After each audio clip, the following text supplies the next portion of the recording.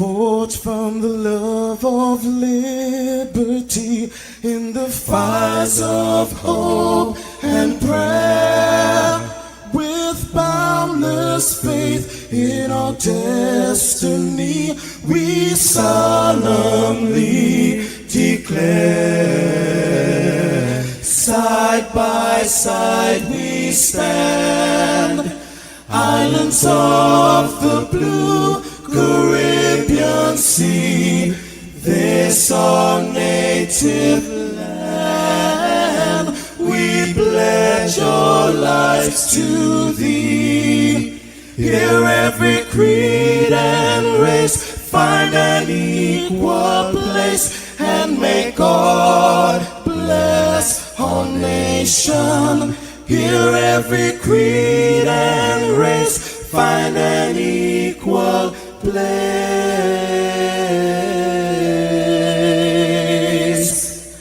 and may God bless our nation.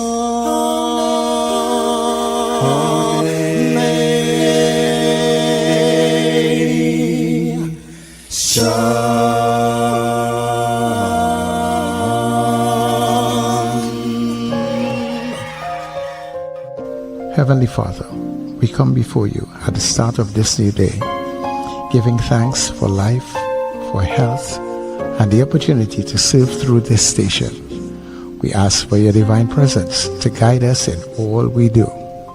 Bless this broadcast, that it may be a source of inspiration, joy, and unity to all who tune in. Whether near or far, may our words uplift, our music heal, and our message bring light to those who need it most. We pray for our listeners wherever they may be. Grant them strength for the day ahead, peace in their hearts, and success in all they put their hands to. Cover those traveling with your protection and those at home with your comfort and provision. Lord, may everything we do bring honor to you and be a blessing to others. Guide our steps, bless our efforts, and let this station be a vessel of positivity and hope. In your name we pray. Amen.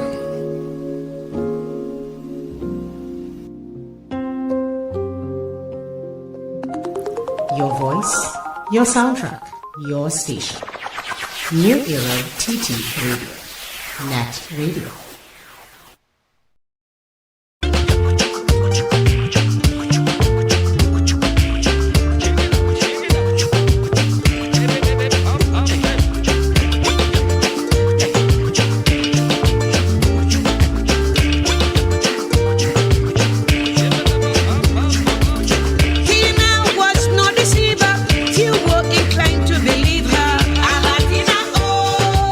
Who you have there breaking down the door?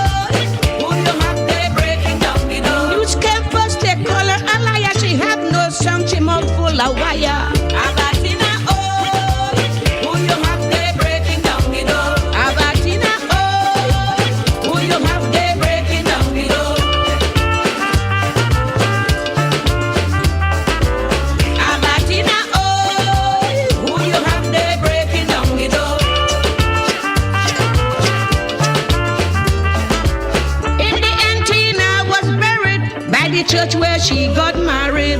Abatina, oh, who you have there breaking down the door? Tina should have outlived us. Now we pray that she will forgive us. Abatina, oh, who you have there breaking down the door? Tina was no deceiver. Few were inclined to believe her. Abatina, oh, who you have there breaking down the door?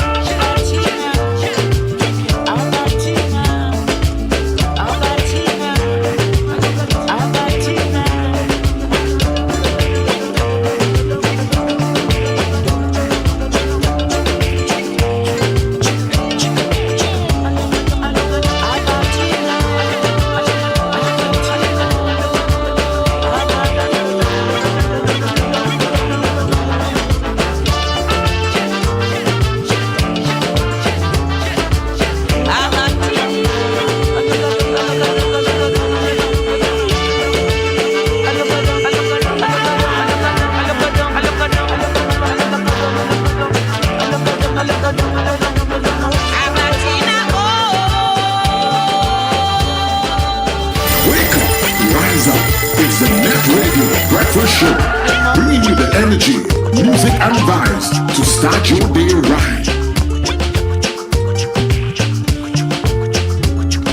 And of course, there's no better place and there's no better way to start your day than right where you are on New Era TT Radio, NETT Radio, the heartbeat of the Caribbean. And yes, we take you above and beyond each and every day. So let me say very special good morning to you this morning. Good morning, Trinidad, Tobago. How are you doing? Well, recovering, yeah. Neighbors in the Caribbean, I know. How do you think feeling by you all this morning? Everything good? Nice. Our friends and our family who are streaming all around the globe, www.ppm. Hoping all is well with you. Good morning, good evening, good night, wherever it may be in your space. And we thank you so much for making us your choice each and every day. Let me say much thanks to the Heavenly Father, bringing us together for another day. And everything that we do, dear God, let it be a blessing on to you. People, I'm yours truly, Sir Charles. Happy am I to be in this space with you. As we welcome everybody to the Get Up and Go. This is your breakfast show. Get up, it's the time to start the day. The breakfast show is here. We bring in the soca way. Yeah.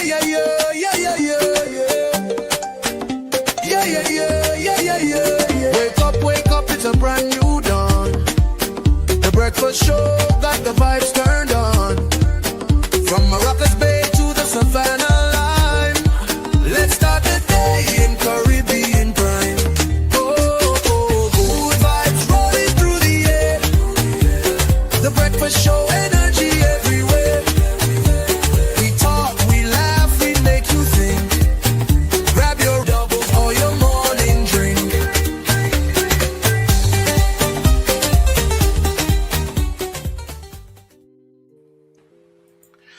Yeah, so grab your doubles, grab your coffee, grab your morning drink, whatever your choice is, as we get up with you here on the NETT. Beautiful, God bless Tuesday morning it is.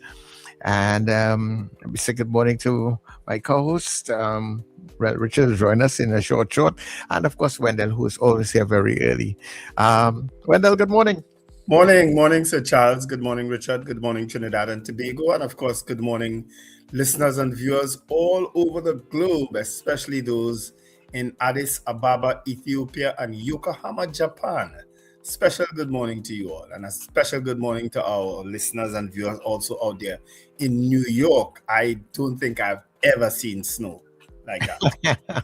In a long, I don't think New Yorkers have ever seen snow like that for a while. Wow. I got a direct video from someone. Mm-hmm. His car was completely covered, and I don't know if it's even possible to move the car. Even if, that snow will take some time to melt. Although I think New York, I heard New York has a down pat in terms of melting snow with the salt that they use, they get it out of the road pretty quickly. But some people, to get the car out of the driveway will be a challenge. Yeah, yeah. I saw some pictures myself. It's a good thing we have our people outside there, so we are getting a direct place. What's taking place. I saw Rockaway was doing some, and the neighbors, and it's nice to see how neighbors get together to help out each other in They those. don't have a choice. They don't have a choice. They all come together. So nice, to help out each other and stuff. So Rocker will be sending me some, CJ's been sending me some, Betty has been sending stuff. I mean, wow. Yeah. It's bad. And I got the video I got is from Staten Island where my grandson is. And boy, oh boy, I don't know if they get it worse because they by they by the river. You know what I mean? But it is bad. It is bad. I don't know if Virginia. I think and Captain Ron was also sending some stuff from where he's at also. But I don't know if we're Captain John Super Boo Boo is coming. I hear from him. I know what's happening in Virginia. In Virginia, Super Boo Boo, what's happening in Virginia? Super Boo Boo, you need to give us a update. I don't know that any other state was affected by it. I haven't read anywhere that any other state was affected. But certainly New York got a battering. Anyway, prayers and all the best for you folks out there. But you haven't been through this in a long time. But certainly you've been through it. So But that is a good thing. I mean, it's part of their DNA. So they know at some point in time it's going to happen. Yeah. It's like rain and heavy rain for us. Mm-hmm. Yeah, true. Yeah. We've been getting the rain, but a long time we haven't gotten a major flooding situation. But we know it's going to come at some point in time. Yeah. Let me just wish a couple people happy birthday today. Today, of course, is what's wrong with me? August and October. February 24th, 2026. Happy birthday, Kevin Augustine. He's out there at the Port of Spain Corporation. Jacqueline Roberts, some point 14. Chester Zambrano. What? I don't know what media house Chester is with now. Yeah, I've heard from him for a while. Yeah. And Diane Thomas and Nadia McDavid, they're all celebrating birthdays today. I think today is my nephew's birthday too. Yeah, Kinney Boring. I think it's today, February 24th. My sister will remind me in a short while. But happy birthday to anyone else celebrating birthdays today, and hope you have an absolutely fantastic day. The weather looks good outside. It's very hazy still because of the Saharan dust that they warn will be with us for a few days. Well, it was really bad yesterday, I know. So. Yeah. After Richard made that statement, I was wondering really and truly, how long have we been dealing with this situation? Or if it was really there before, we didn't grow up with Saharan dust. We didn't grow up with it. We just come out from it became a phenomenon after a while because of the change in weather patterns and all what happened out there in the universe. It became an issue, and the crosswind from coming down from Africa. That we didn't grow up with that. Oh, okay. Because I keep wondering. I wonder if it's been there, and we just because of the technology not been picking it up and probably calling it something else. You know what we grew up with, Sir Charles? A yard full of dust. Because I don't know if back in the day people didn't used to tile yard or palm lawns and things. It was yard. Yeah. It was get cookie broom and sweep. It was dirt. I had to weed up yard and sweep yard with cookie broom and thing. I had to do that growing up. Yeah. I didn't know nothing about a tile yard or yard with terrazzo or yard with grass. Mm-hmm. Even if it's fake grass, we didn't grow up with it. Yeah. We grew up with dirt. and that is how we were able to do all of the things that we used to do then, because with your dirty yard, that's how we were pitching marble. You could play pitch, yeah. Yeah, that's how we were playing moral and hopscotch. You find a space, a flat, smooth place to draw the moral box and thing. Yeah. You know what I mean? Yeah. Yeah. and there is the line on all the kind of Yeah. And some people can't do that on that style they have talking nowadays. about this morning pitch, you know. Mhm. So much so that the other day I saw a marble and I picked it up and the thing felt so small in my hand. I was like, wait a minute, they're making marble real smaller now compared to a long time, you know. But I had a lot of marbles. I had like bottles of marbles. Like, I love to pitch. Yeah, I used to do the pitch thing too. Yeah.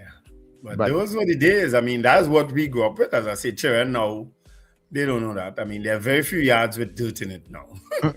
Yeah. Very few yards. Yeah, that dirt and that cocoa broom. We had to take the coconut branch and pull it down. Sometimes I get 2-3 coconut branch. All depends on how fat I want to make the cocoa broom. Yeah. You know, and I strip it out, cut out the flex. And that you know, cocoa broom was for two purposes already introduced by me. One was to sweep the yard, and the other one was to make kite. Right. We weren't buying kite on the highway. This plastic kite.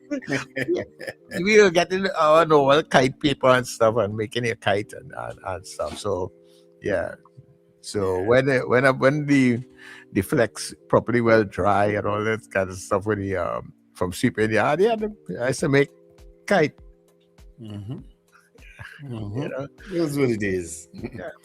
Anyway, we let's add to the good news. What good news we have there today? Because we have what's this? We have Nicholas Paul. We have several items of good news, you know, for you all.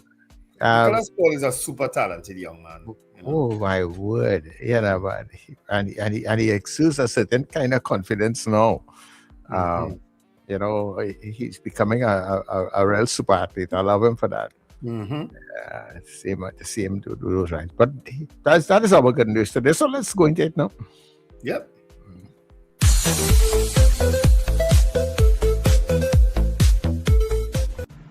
Now we're here for the second final race.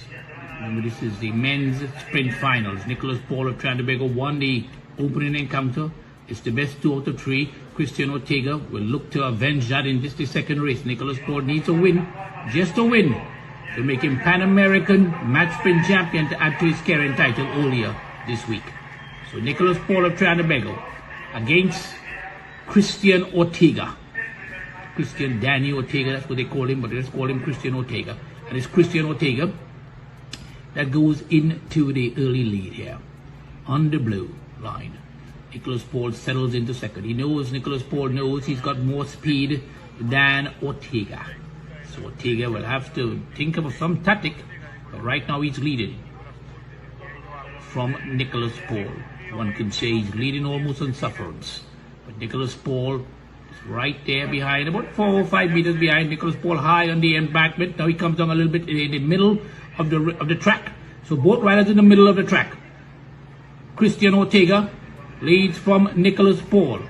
Christian Ortega leads. Nicholas Paul is right there. Christian Ortega goes low. Nicholas Paul stays low with him.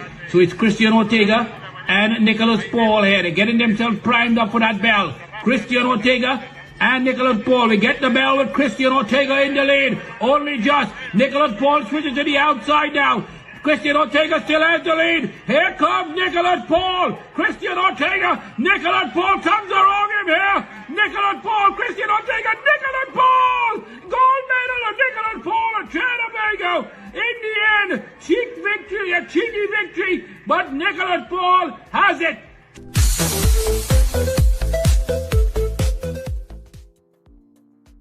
Of course, that took place at the Pan American Track Cycling Championships in Santiago, Chile, just a few days ago.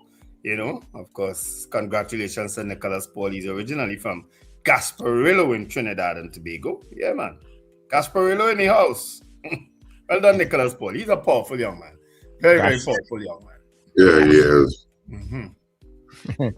Hi, Richard. How are you doing? I'm good. Good morning, guys, and good morning, listeners and viewers. Sorry for being a little late. But, that's okay. Yeah. You know, you're not young like Nicholas Paul. It's that kind of week. It's that kind of week. But just to add to that good news, of course, West Indies blew away Zimbabwe yesterday. Wow, I feel sorry for Zimbabwe because, I like Zimbabwe simply because it's an African nation and also they beat Australia, so I like Zimbabwe. They're playing good cricket. But boy, oh boy, West Indies put a licking on them yesterday. They put a licking on Zimbabwe yesterday. And Shimron Atmire, who you know how I feel about him, he's a whooper, but he's whooping good these days, And I told Tony Fraser, I said maybe it's because of my criticizing him publicly that he started a bad good, But yesterday, he really batted good. So did Rovman Powell, Romario Shepherd, all the whoopers, real bad yesterday. They need to bat so against South Africa and India too. That's what I do.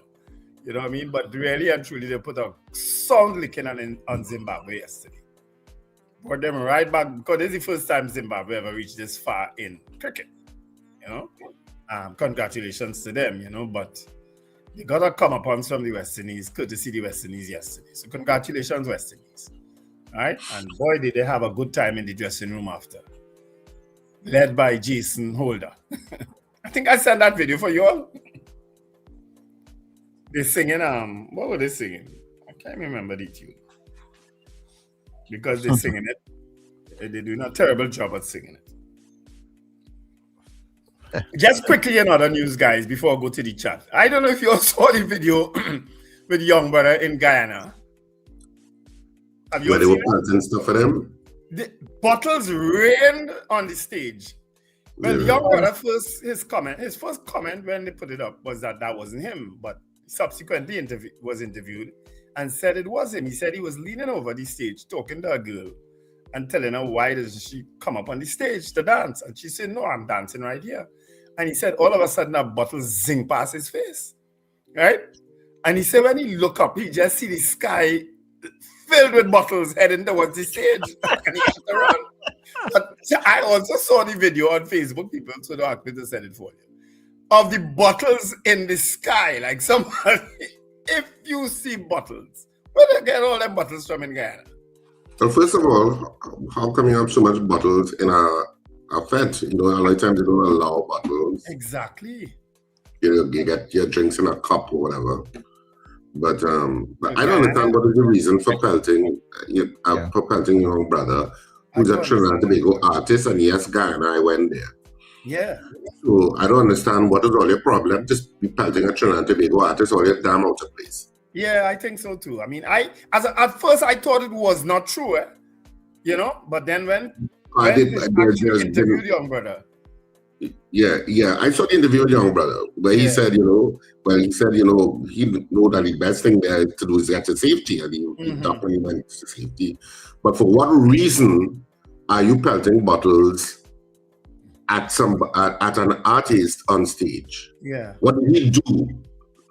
Yeah. Because there was nothing in the interview with young brother that to me indicated any reason, and there's been no reason forthcoming at this point with regard to pelting bottles. Why would you want to pelt bottles? Yeah, it was crazy. There's no indication of why.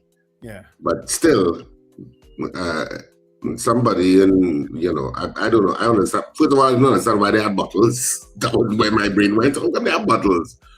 Because usually you don't get them. At least in Trinidad, you don't. As far as I'm aware. Unless it was a cooler fete or something, but it doesn't look like that. It look like a cooler fete. Even more cooler fete, which don't allow bottles. Yeah, you don't allow bottles anyway. So I'm like, but people might have bottles of punch in there. But generally you still have to have it in some other container, plastic container or something. Point out. So it was weird. So that whole situation was weird. Yeah. That I still don't understand it. Why would you want to pelt an artist? Because maybe we are missing something, but I can't see what I don't see what we could be missing. That is what I'm wondering. If there's anything that we are missing, because he is and has emerged as a strong Caribbean artist, So I can't understand why that kind of thing would happen. And I don't know that Guyana has any quarrel right now with Trinidad and Tobago. You understand? So even if it wasn't about young brother and it was about a Trinidad and Tobago artist, I don't know that we have any quarrel right now with Guyana. You know, so it was kind of strange. It was very strange. Mm-hmm. Yeah. It was very strange. So but obviously, he's okay. He didn't. I mean, yeah, he's fine. And he was performing somewhere else that night. Mm-hmm. You know, and you know, so yeah, maybe we could try and get on to him and find out what the hell went on. Yeah, what might have been said or something. I mean, because he explained that he was leaning over the stage talking to this young girl, encouraging her to come up on the stage. He explained that, you know. Maybe they found that offensive. I can't see. I don't know. I don't know. But bottles came from all over that compound that night, straight onto the stage. Anyway, let me greet the people in the chat already for the morning. Let me see who came in first. Robert Allen came in. Oh, Robert Allen came in last night. Robert, you ain't sleep yet, man. Take some sleep gummies like me. A very blessed good morning to the crew from Robert. Margaret Thomas came in first this morning. So did Eunice Dublin at 1:57. Anthony Tinto, nice to hear from you, Anthony. Odell Guy in Sangre Grande. Erica Charles also sends happy birthday to her handsome son, Lashley Horn. So yeah, I think yesterday was her grandson, Omarion. If I'm not mistaken, it was the same Erica Charles, yeah? So today is her son's birthday, Lashley Horn. Happy birthday, Lashley, from your mommy and from the breakfast crew. Apollina says good morning. Ava Smith also sends good morning. Diane Payne, Pamela O'Connor, Doreen Pear, Manuela Peters, Nicola McNichols, Marlon Motley, Kathy Ann Charles and Arlene in Bronxville, Debbie Modest, Sherwin and Juliet Kerr, Carol Guevara, Kerwin Duke, Sherma Paul, happy birthday to Carol's cousin-in-law, Dixie Ann Craig of St. Margaret's Village in Claxon Bay. Good morning from Garvin Frank, manager, that's Norris Ferguson. Alyssa Hart, Carla Hercules, Ingrid from Tucson, Arizona. Magic says Grand Rising. And Michael Robinson from Yokohama, Japan. Merle McComey, Melissa from Charfleur. Trinidad Margot, Trini Merle Kitchen out in Oshawa, Ontario. Robert Taylor in Fernandina Beach. Sankofa also said bountiful graces. Manuela Peters, Orlando is very cold this morning, I can well imagine. Prabha Ramdial says good morning. Sankofa say that is one of the contributing factors for increased flooding. Too many paved, tile, concrete up yards. Well, it's either you get plenty water or plenty mud. Which one you want, Sankofa? Because with the dirt yard, they used to get plenty mud going down the drain. You know? Dave Gosain says good morning. Raymond Piggott, good morning to the crew. Wendell, the Western East team, showing off. They certainly did yesterday. Kim Govaya, good morning to Annie and Gael Cruz. Okay, NETT Radio. Okay. Morning, Kim. Boy Bidesi from Debe. Brent Hackshaw. David McCarthy. Mrs. R says good morning. Ambrose Blah out there in New York. Ambrose, how is it in New York, in your end? Victor Phillip, haven't heard from you for a little while. Mrs. R says horrible, fast and out of place. Guyana not ready for 2026 entertainment. All right. Well, you do attack the Guyanese this morning. We don't know what happened. Victor Tongs, Ria Samson says good morning. Valerie Mendoza, and Felix Hospitalis, which is a name that I'm not familiar with. All right, so good morning and thanks for all of you joining the breakfast show. All right, so people who are coming in on the WhatsApp very early this morning, let me say good morning to Frank Odena Ruka, Archbishop Ashton Clark. You're here early, Patrick Billy. Good morning to you, Mr. Billy and the Powder Magazine people. Kent in Laventel. Shaby. Okay, Shaby, good morning to you. That's a new name. Zena, good morning to you and the Arima people. Shabin, good day to the New York crew. Yes, it stopped snowing. The place is still missing. She says, Callan and Kelly in Caranage, good morning. Mr. Beeps, Kitty Valley people. And Rena Budo Jennings, good morning to you. I think Rena is also down in the West also. And of course, to the Guyana family, everybody, it's nice to have you all here this morning. Stay with us. We are going for a short break and we will be back. From the producers of You Don't Leave Out to Watch Corn, now comes the first play of 2026, Scandal in Cedrus. What can possibly be going on in Cedrus? Scandal in Cedrus premieres at the Central Bank Auditorium for 2 nights only on Saturday the 28th of February at 8:30 p.m. and Sunday 1st of March at 6:30 p.m. Tickets are out now at all usual outlets and at the Central Bank Auditorium from the week of Monday the 23rd of February. Scandal in Cedrus. You ain't ready for this Scandal one. in Cedrus, boy, the place gone mad.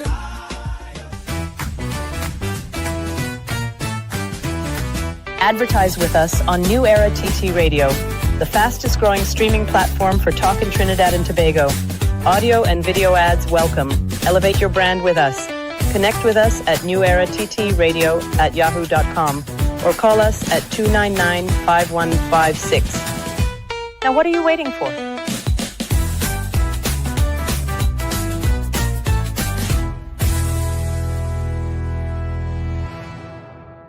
Save more now at Furniture Plus. Get a pair of pillows for only $49, queen mattresses from $7.99, free gifts with select purchases, plus extra discounts on higher purchase plans. Hurry, visit any Furniture Plus showroom today.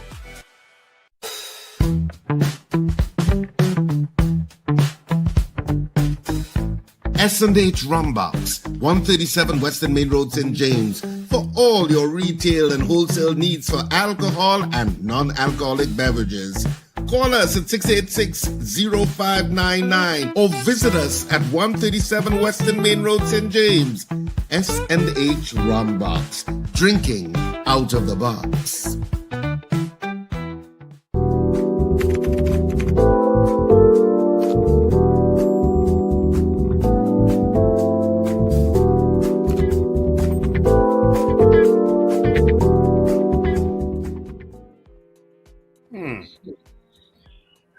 I get a kind of hint as to what may have happened in Guyana, but I can't say it on radio now.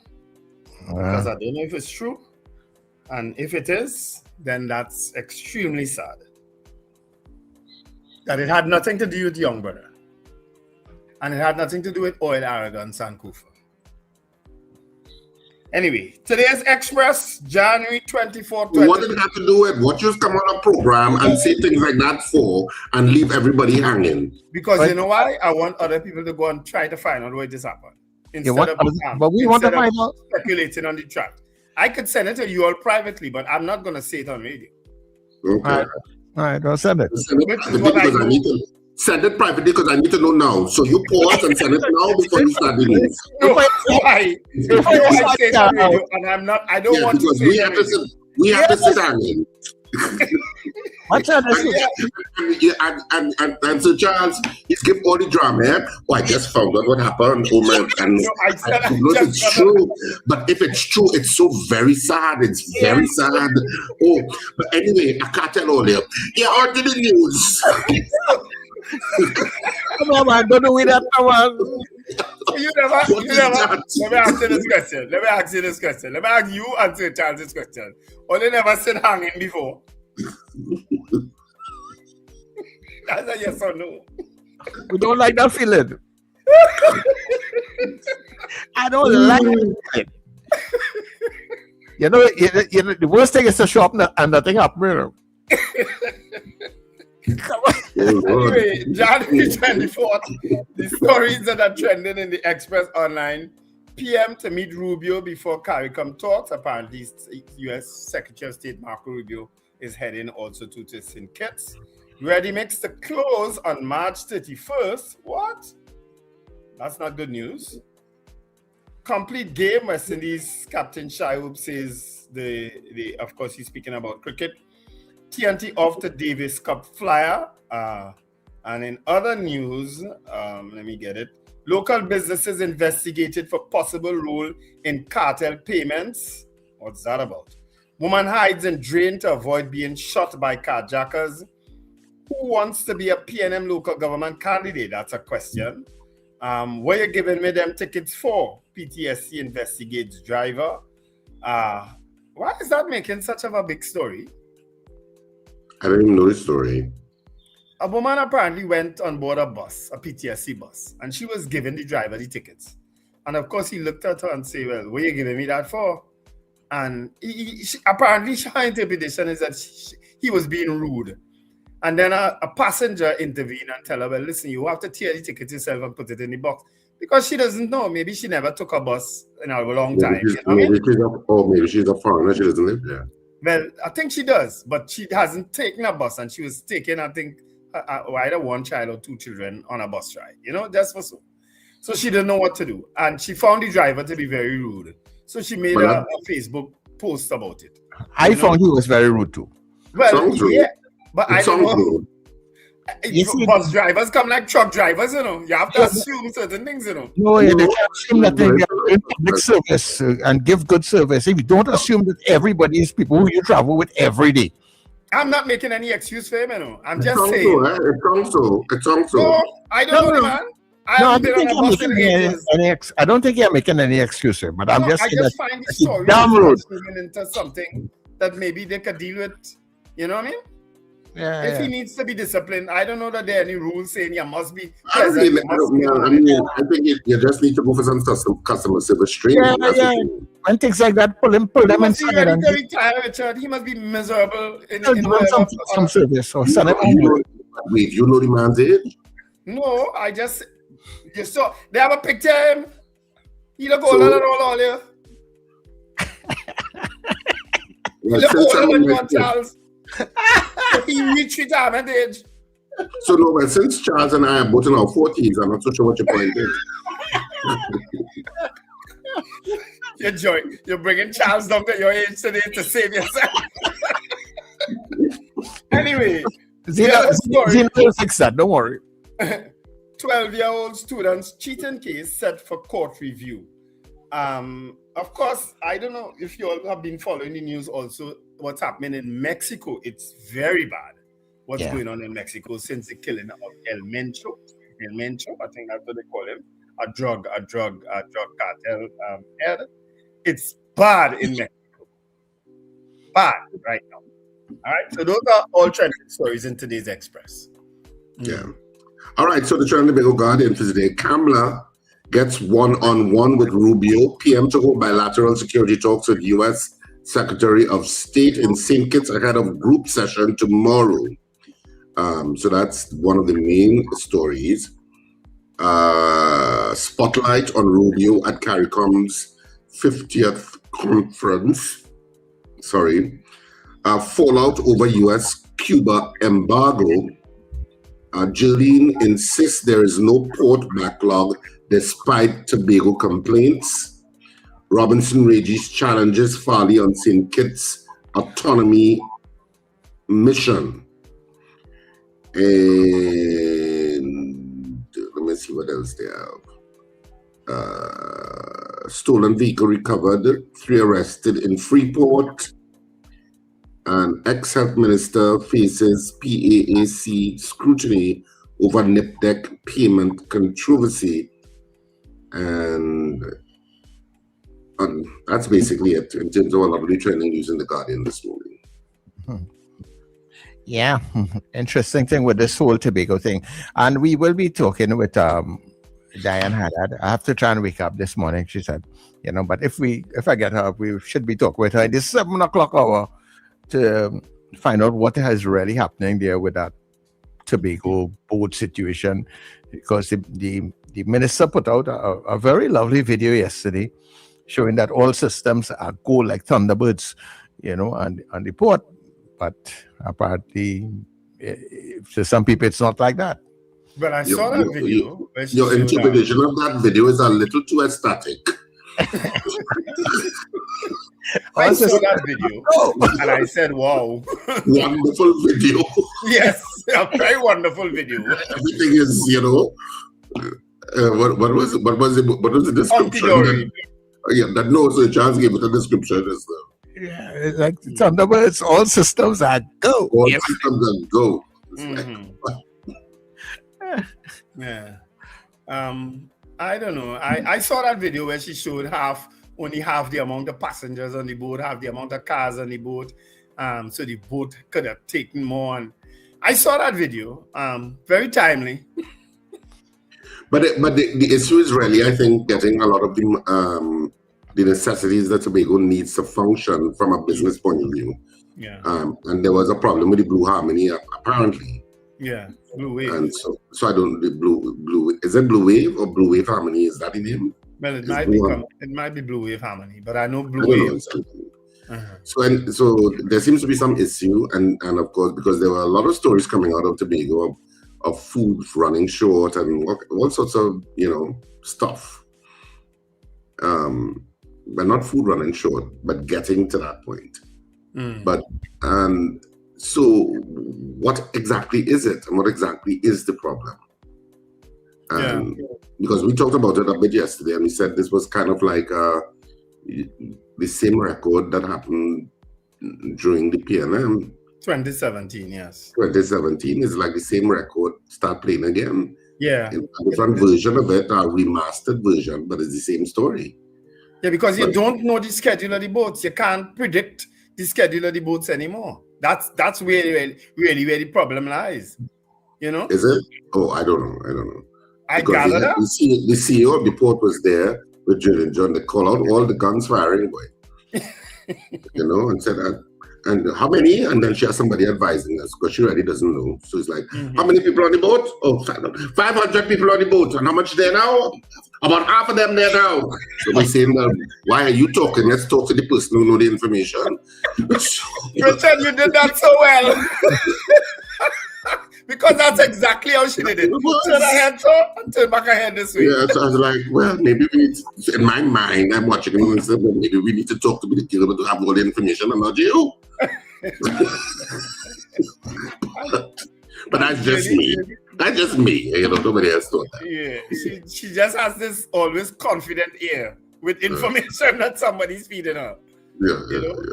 So, always with that cell phone in her hand. But she seemed to address the issue. So it'll be interesting to hear Diane Hadad's point of view on the matter. Yeah. But Diane Hadad made a statement. I sent it to you guys in the chat that all of a sudden blowing up as something. And that's probably just an off-the-cuff statement and an innocent statement. I took it as an off-the-cuff statement. I understand people's historical context of the statement. I don't, Richard. Well, there is a kind of historical context. There is a historical connection. Context. What I'm saying is that I don't understand in this day and age. I mean, maybe it's because of how Diane Hadad looks, why they went that direction. Well, yeah, I think it maybe is a little hyperbolic because it's obvious. I treated it like you, Wendell, as a kind of off the cuff statement. Yeah, but she didn't mean anything by that. No, I don't think she did. Yeah, but when we get her, we'll ask her because just so somebody zeroed in on that and making a big issue of it. And for the sake of clarity, people, she said, Farley must be out of his cotton picking mind. How many of you all say that? A lot. You know what I mean? But I don't say that at all because, I wouldn't say, I just say I'm mad. But that was a statement. Even growing up as a child, I remember all my grandparents and parents, they were using that as like a normal slang, when it went on any kind of madness. But the child, no, that's too much words. Yeah, you're out of your cotton picking mind, no. You're mad. You're loco. Yeah. Choco loco. Or you say some other thing, you phrase it differently. You probably say, I don't know what Farley is drinking these days, but obviously his intellect is compromised. You can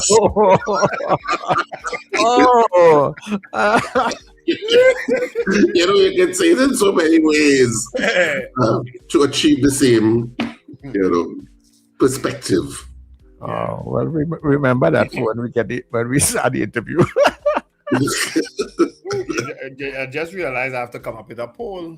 Yeah, so why they come up with the poll? Let us know our did you know before we forget it again. Yeah, do that. All right.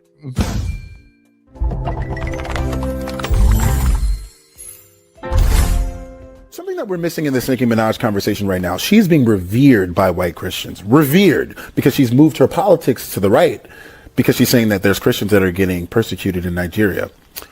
Do you remember when Reverend Raphael Warnock ran for Senate in Georgia? Do you remember when 88% of white evangelical Christians voted against him? Why? Ask yourself the tough questions. Why did 88% of white Christians vote against a devout pastor? The pastor of Martin Luther King's former church, yet can support Nicki Minaj as she makes a turn right at the end of her career. I want you to ignore the fact that Nicki Minaj made a career off of sexually explicit content and just see her and Raphael Warnock as two people who are promoting Christ. Why did one get evangelical support and not the other one? There's an active ingredient in Nicki Minaj's, and it is the promotion of white supremacist talking points. You see, in America, white supremacy and Christianity have lines that are so blurred, it's not really clear where one starts and one stops. Do you remember when Lecrae, a very popular black Christian artist, loved by white people, loved by white Christians, started speaking out against racism, and his own fans felt betrayed, and they didn't just start calling him woke. He had to beat these woke allegations. They started calling him not Christian. When you care about the lives of African Americans, you are politically progressive or liberal, and that's stupid. Stop right there. Before white Christians are Christian, they're white. And they always have been. Your subscription to their good graces has never been based on your devotion to Christ, and has always been based on your commitment to perpetuating the mantle of white supremacy. But when you go in these spaces, they'll say things like, we don't talk about race here. And some black people buy into this. It's not about the color of your skin. It's about how much you love Jesus. This is the coach of the Boston Celtics. First time since 1975, this is the NBA Finals where you have two black head coaches. Do you take pride in this? I wonder how many of those have been Christian coaches. In the comments of that video, there was a suspicious amount of white Christians cheering him on. Of course they were.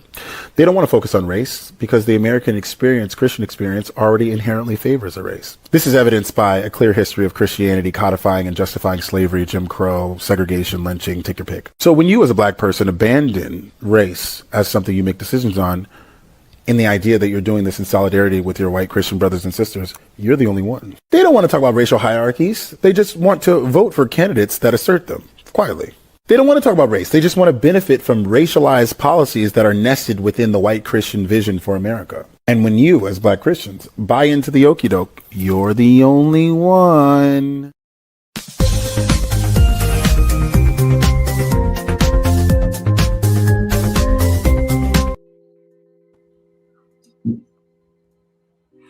Yes, so of course that was our Did You Know segment. So now we're back, and I think this is part of which we can open the lines, not so? Yes, of course. Let's open up the lines. I think Mandela's probably booking on a poll. Oh, you sent a poll already? Yeah, I did send a poll already. Oh, okay. So I'm trying to find a story someone directed me to with that same. I sent you all the story. I sent you all the information. I sent it in the other chat though, the one with the boss. For the boss that the real boss. The real boss. The real boss. Yeah. Boss of bosses. Mm-hmm. All right, so we're going to the lines to take their calls. Caller, good morning to you. Welcome. Good morning. I'm trying to understand Julian John's statement. Is she implying that the port should have been packed up with stuff for the perishable goods, with stuff for the shells for Tobago, with all the people in them having confirmed tickets, with all the people in them knowing the time the boat's sailing, but they should have still carried their stuff on the port to validate you when you come down, whenever you feel to come down there, to make an expose. You understand my point? Well, I would imagine, Lincoln, if a government minister is showing up at a space, especially concerning something as acrimonious as this boat issue, that they're going to make sure that whatever is shown at that point in time is absolutely perfect for that government minister to opine. Exactly. You know? Exactly. But perishable goods, people don't carry perishable goods on the port and not being sure that they have a sailing. That's exactly what I think Alice had said in the chat too, actually. You're not going to take the chance of going there. The other thing is too, I don't know, only just glaze on it, but in this work environment and time, you do not, especially as what's your woman name who said who used the phrase come take in mind?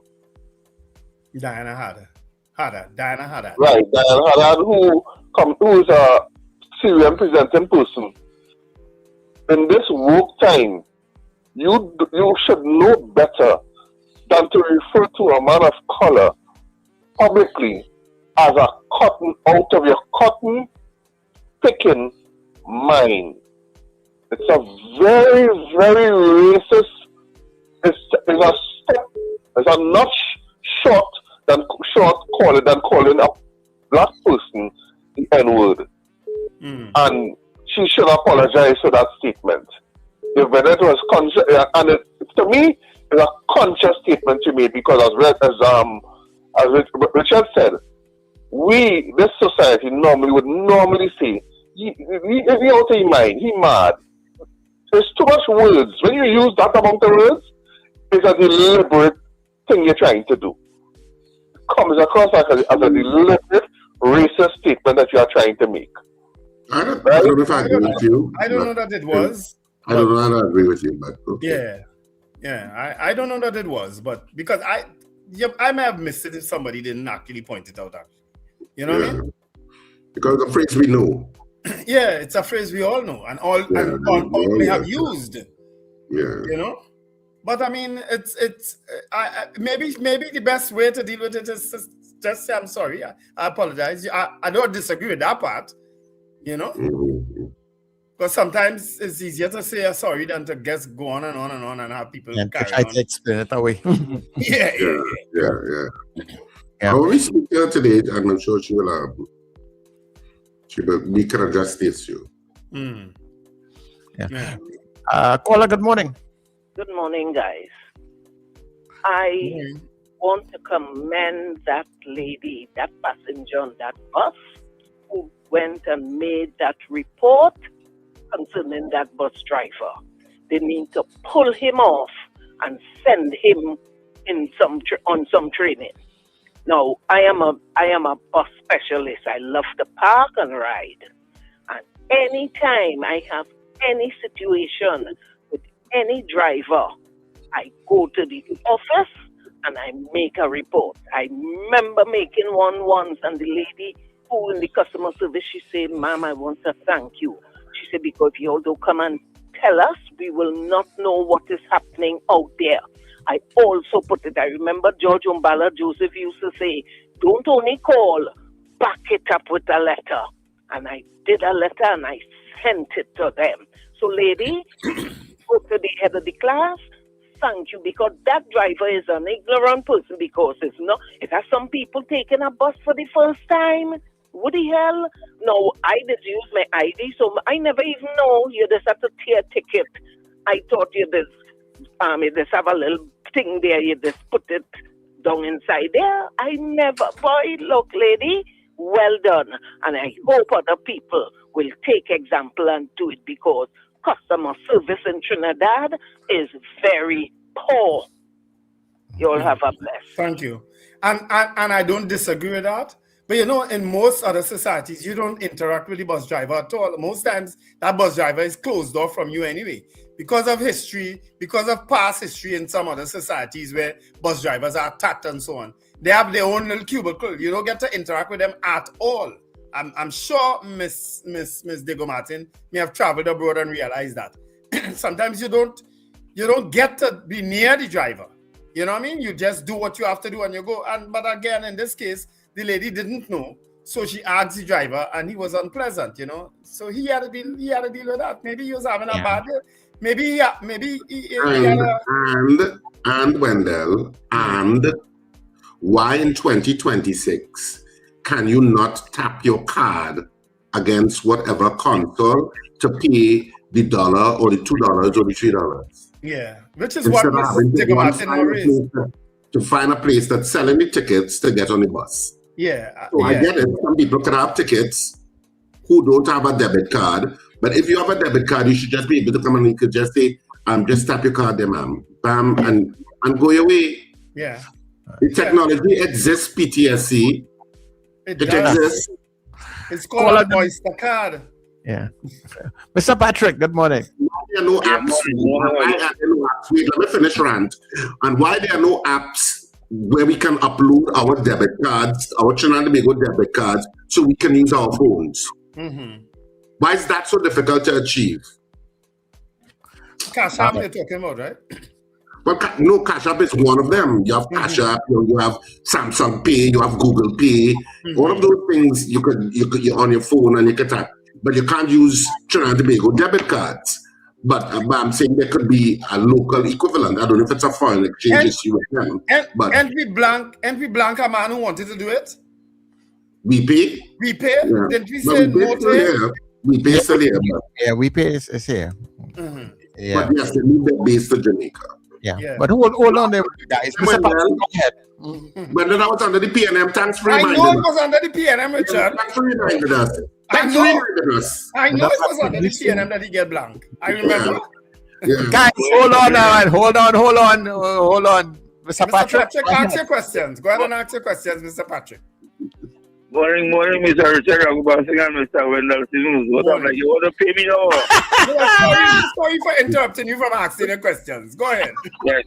No, I ain't asking a question this morning. I'm making a statement. Go ahead. Mrs. Hadad maybe was a custody man.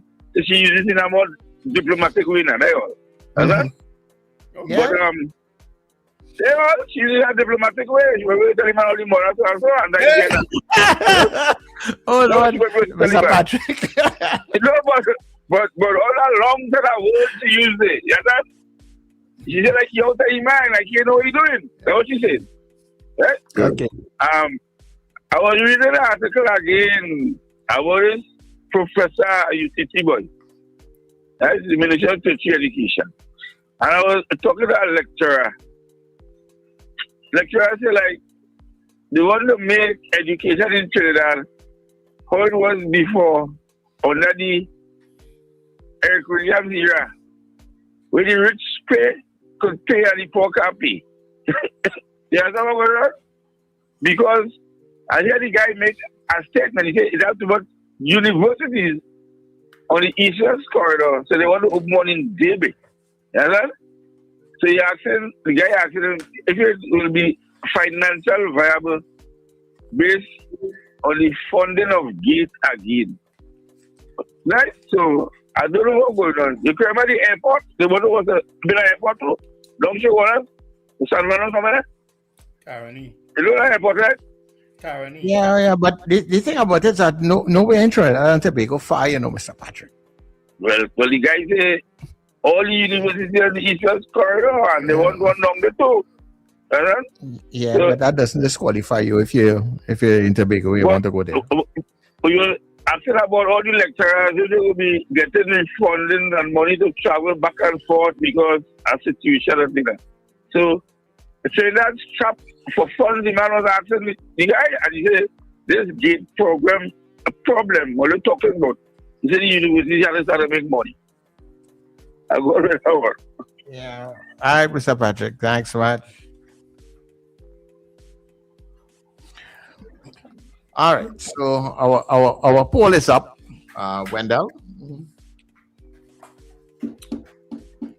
Wendell disappeared. I can read the poll. Is the Tobago boat issue being overblown, according to Minister Jillian John? Yes or no? Is the Tobago boat issue being overblown as according to Minister Jillian John? Yes or no? Yes or no. All right, caller, good morning to you. As you go to news. Bless the morning, you, Charles, Richard, and Wendell. Good morning. I said about Grumpy. Grumpy always like that. He had no manners. He could tell you morning, evening, whatever time it is. Bronze, enough respect. I don't have a problem with that because some people doesn't like to answer. Oh, you know the bus driver? They need to send it to do customer training because he very grumpy. He always like that. And yes, you do tear, but some people might know. It have some bus drivers do take the ticket from me and tear because they want to make sure it's the value of where you're traveling to. And then have someone tell you, go ahead, rip. And because sometimes you'll hand the driver and he'll say, go ahead, rip it and pay there, normal, easy. But he, like grumpy. They need to take he off and send he to do customer training because deal with the public, regardless of whatever issue you have, if you're by the gate when you come in. Deal with the public. He might be just thanks very much. So he naturally grumpy, is that what you're saying, Susan? He naturally grumpy. Yeah, they nickname his name grumpy. He like that every day. It doesn't matter what route he running, he grumpy does call him. I drive with him already. Grumpy don't hear no manners. He's well known. Very well known, yeah, no manners. But I just tell people, even though you're going through your thing, every day don't be perfect. You gotta smile like I smile. I don't need to smile to me. But when I tell you morning, if you want to say good morning, he don't answer nothing. He like, I don't know, something issues. But anyway, I am saying no, it's not overboard because over there will be ridiculous. Remember, you used to look with Mr. Rowley. He can't get feed for his animal, and they blew it out of proportion. No, that one I will say they blew it out of proportion. At the end of the day, regardless to what he was an ex-prime minister, that have nothing to do with the demand, have his farm and certain things he can't get, he's bringing it to the forefront. I can imagine the other farmers and them probably don't have a voice, he's speaking for them too. Need to deal with this. Tobago always have an issue with the boat. And when you bring blue wave or whatever, that blue ain't cutting nothing. I know the blue is cut black, but that ain't cutting nothing at all. I don't even have a bubble going on with that boat. I don't know because something adding, and I ain't afraid to say some bubble going on with that boat. I don't know if somebody getting a cut. I don't know, but anyway. All right, okay, no problem. As usual, great program. It never had a boat that come to Tobago or come to Trinidad and Tobago that ain't had alleged bubble attached to it. I don't think there's been any boat coming here that somebody in alleged some bubble attached to it. It's a normal thing. A normal thing. Our poll is up, people. Is the Tobago boat issue being overblown, according to Minister Jolene John? Well, she's acting Prime Minister today. Yes or no? That's our poll. All right, so we are going for the news at 7 o'clock, and we shall be back. So stay with us.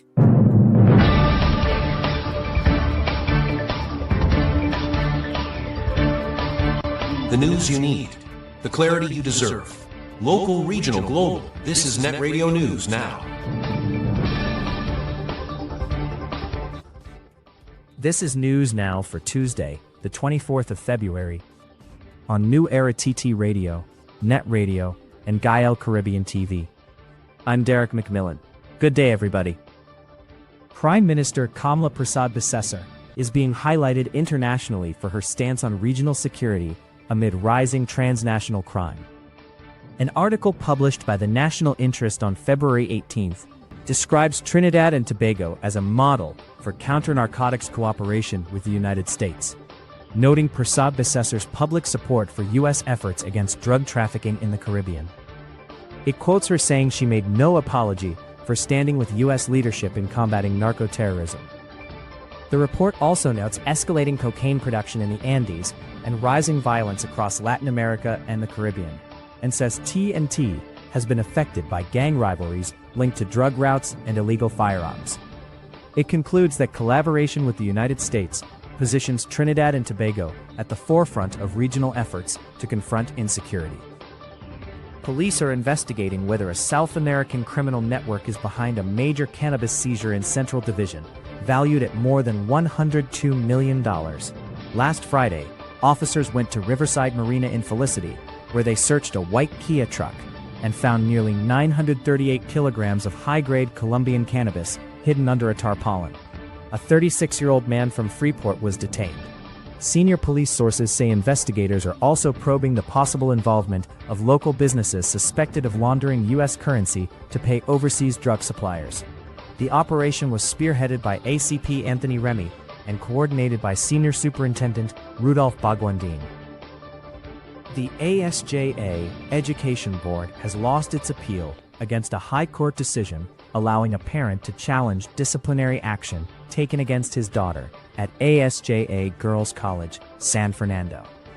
Appellate judges Vahist Kokaram and Eleanor Donaldson Honeywell ruled that the school's decision can be subject to judicial review, finding it carries a sufficient public law element despite being managed by a denominational board. The case stems from a 2024 incident in which a Form 1 student was penalized with 0 marks for all subjects after being caught with unauthorized notes. Justice Kokaram encouraged mediation, warning that excessive litigation could undermine the teacher-student relationship. The People's National Movement has officially opened nominations for the upcoming local government elections. In a media release today, the opposition said nominations began at 8 a.m. and will initially be accepted for seats not currently held by the party. Nomination packages are available at Balisier House in Port of Spain, and applicants must follow the party's established screening process. The PNM said the move follows a decision taken at its January General Council meeting and reaffirmed its commitment to contesting all electoral districts. The last local government elections were held in August 2023. In regional news, United States Secretary of State Marco Rubio has been confirmed as an attendee at the 50th regular meeting of the Conference of Heads of Government of CARICOM in St. Kitts and Nevis. The confirmation came today from the U.S. State Department, which said Rubio will participate in the meeting and engage Caribbean leaders on regional security, illegal immigration, illicit trafficking, economic growth, health, and energy security. The department also said he will reaffirm the United States' commitment to enhancing stability and prosperity in the hemisphere. While he is not listed to address the conference, Rubio is expected to take part in closed-door meetings on the margins of the summit. In international news, Mexico has deployed thousands of soldiers after a wave of violence erupted following the death of notorious drug lord Nemesio Oseguera Cervantes, known as El Mencho. The Jalisco New Generation cartel leader died in custody on Sunday after being captured by special forces in Jalisco state. Authorities say at least 9,500 troops have now been deployed nationwide, with unrest reported in more than 20 states. At least 25 National Guard members have been killed since the violence began. President Claudia Sheinbaum has praised the operation and says the government remains in control as security forces work to restore calm. And that is news at this time. That was news now. Stay informed with New Era TT Radio, NETT Radio.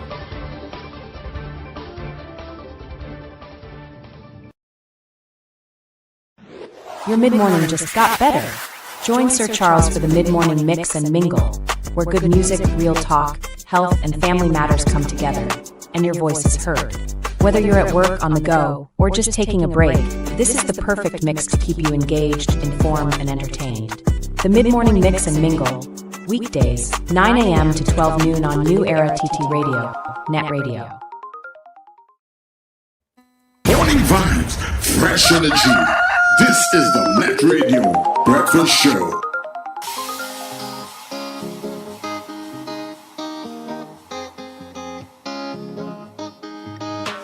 Bing bong, it's ding dong, party time again. Boom boom. I wanna be somewhere where the music is. I wanna be somewhere where the vibes is lit. Inside a fete I go get that. Behind them girl when they push back, I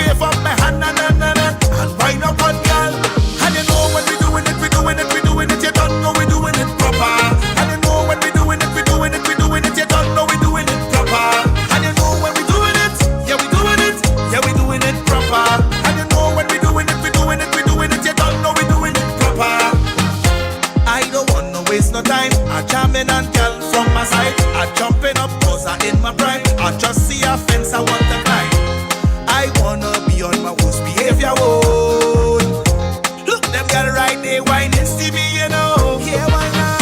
I wanna be somewhere where the music is. I wanna be somewhere where the vibes and live. Inside of it, I go get that. Behind them girl when they push back. I and everybody hope you know that. No care, cause I wanna party. Bad, bad, bad, bad, bad. Wave up my hand, na, na, na, na. And wind up on girl, I wanna party. Bad, bad, bad, bad, bad. Wave up my hand, na, na, na, na. Just got better. You're locked into NETT Radio Breakfast Show, fueling your day with the best music and real talk. I wanna party. Bad, bad, bad, bad, bad. Wave up my hand, na, na, na, na. And wind up on girl, I wanna party. Bad, bad, bad, bad, bad. So if you want to party, well, guess what? We are still allowing you. We are allowing you still. Go ahead, party. That's the music of Ding Dong. I like that song. Hey everybody, good morning to you once again. If you're joining us for the very first time this morning, thank you so much for being here. It is New Era TT Radio, NETT Radio, and of course, yes, the heartbeat of the Caribbean, taking you above and beyond. Of course, we are also streaming on Guyana Caribbean TV, so let me say good morning to the folks out there at Guyana who are taking the stream to all the different persons in different areas. So good morning to you guys. Good morning to Errol and the team, and all our people who are listening on our different platforms, our website, www.newerattradio.com, for our Instagram, YouTube, and Facebook, New Era TT Radio. And just to let you know that when we come off of the Gael feed, that's somewhere around 8:30.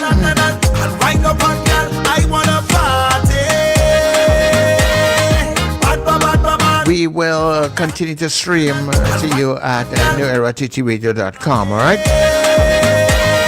So when you go to the different platforms, please like, subscribe, follow the platforms. And don't forget to hit that support and donate button also, okay? Of course, coming up in a little bit, as we're talking Tobago business, we're talking with Diane Hadad,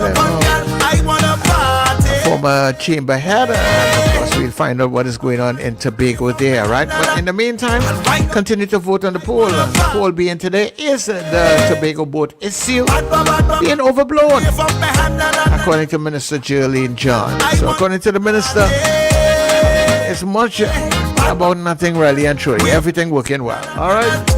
So is it like that, yes or no? And then any comments you can put after that, right? So continue to vote on the poll, and when we come back, we'll tell you how you voted, right? But stay with us on New Era TT Radio. Save more now at Furniture Plus. Get a pair of pillows for only $49, queen mattresses from $7.99, free gifts with select purchases, plus extra discounts on higher purchase plans. Hurry, visit any Furniture Plus showroom today. Join me, Brother David Muhammad, every Tuesday from 6 p.m. to 8 p.m. here on New Era TT Radio, NETT Radio, Powerful Radio. Join me to hear knowledge, wisdom, and understanding. Tuesdays, 6 p.m. to 8 p.m. here on New Era TT Radio, NETT Radio.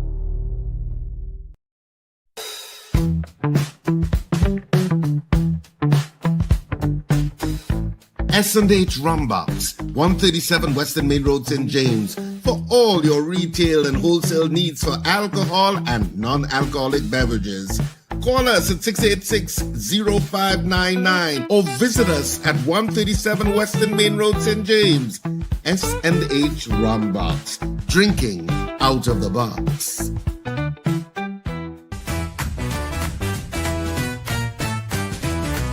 Advertise with us on New Era TT Radio, the fastest growing streaming platform for talk in Trinidad and Tobago.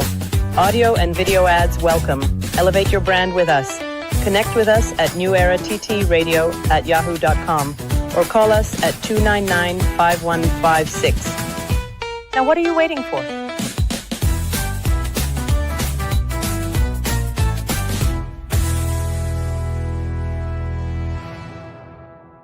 From the producers of You Don't Leave Out to Watch Corn, now comes the first play of 2026 Scandal in Cedrus. What can possibly be going on in Cedrus? Scandal in Cedrus premieres at the Central Bank Auditorium for 2 nights only on Saturday the 28th of February at 8:30 p.m. and Sunday 1st of March at 6:30 p.m. Tickets are out now at all usual outlets and at the Central Bank Auditorium from the week of Monday the 23rd of February. Scandal in Cedrus. You are ready for this Scandal one? in Cedrus, boy, the place gone mad.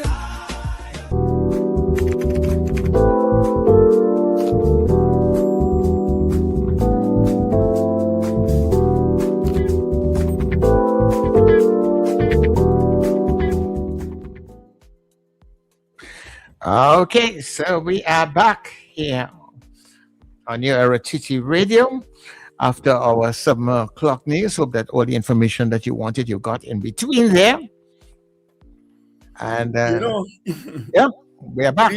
If our news don't provide it, we certainly in our discussions provide so much information for people that they may not know of it otherwise if we didn't raise it. Because sometimes when the atmosphere, not the atmosphere, but the places we are in, we get information quicker sometimes than other people. And you know, sometimes we are attacked for even bringing out that information sometimes. Say what? That's probably the par for the course, as they say. Yeah, it's par for the course. When you're ready for the poll, Sir Charles, let me know. Of course, our poll is up, people. Is the Tobago boat issue being overblown, according to Minister Jolene John? Yes or no? All right, that's our poll today. Is it being overblown or is it bad? Is it as bad as we are observing and some people are saying? Certainly Tobago people are complaining, and no less a person than former Prime Minister Dr. Rowley. Right? But that's our poll this morning. You can continue to vote whilst we count the votes, right? So Yeah. Charles, when you're ready. Yeah, we are ready. Let's go. Fran Romani, no. Annalie Johnson, no. Ian Stewart, yes. Rhea Sampson, no. Lester Cragwell, no. Wayne Joseph, no. Richard Phillip, no. Rena Jennings, no. Gregory Boyer, no. Alistair Hart, no. Magic, no. Apollinaus, no. Bernadette Yates, no. Staubin, no. Sankofa didn't vote. Cheryl Mirage, no. Finbar Collins, it is not being overblown, so that is no. Marlene Saunders Sobers, no. Cheryl Henry didn't vote. Ava Smith, no. Carlisle Cupid, no. Maybe all the complainants are PNM, he said. Margaret Thomas, no. Victor Phillip didn't vote. Scorpion Pepper didn't vote. She said the blue wave should be painted yellow. It might work. CJ didn't vote. Cheryl Henry says no. Susan Jessup, no. Dave Gosai, no. Beauty Culture, no. Joseph Clement, no. It is Blight. Robert Taylor, no.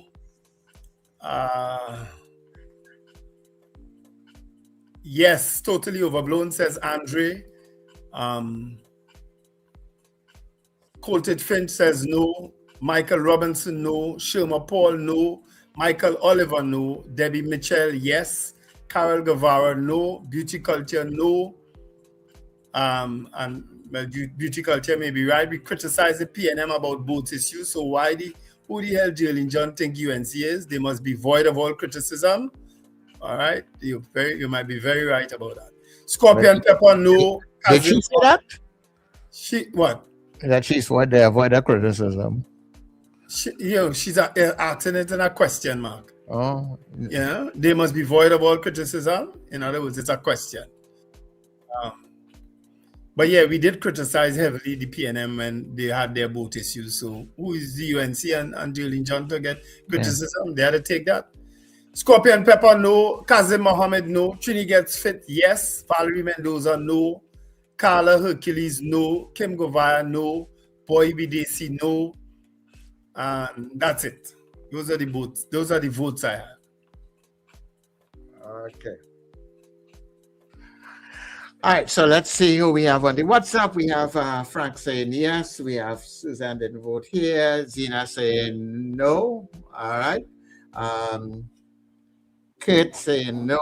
We have who we have again? Brenda saying no. Joanne saying no. Judith in Tobago also saying no. And Pauline is saying yes. All right. I have one more vote from Slick Money Grip, says no. All right.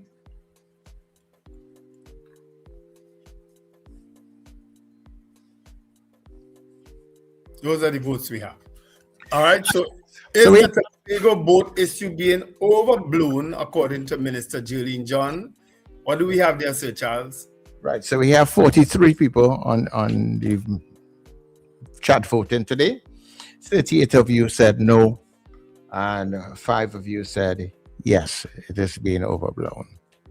All right. Well, I'm going with no, because I'm also supporting the statement of Beauty Culture that we criticized the PNM heavily when they made a mess of their boat issues too, when they had their problems with their boat issues, when the change of government came and the contracts ended for the Galicia or whatever the name of the boat was, and we criticized them how they handled that issue. And the same thing is happening now. Yeah, but I'm just she said that who is it that well, I don't know if it was said that did Ms. John say that they have no right to criticize us, or no. Beauty Culture is putting it in a question that who are they to say that we can't criticize them now? Yeah, you know what I mean? Yeah, but I'm I mean we all have, everybody have a right to criticize wherever anything goes wrong. But I was just wondering, when you say who is they, I'm trying to wonder who is the they, because well, the UNC. But I suppose, given the situation, it will probably come across that way. Yeah. Right. So that is our poll for today.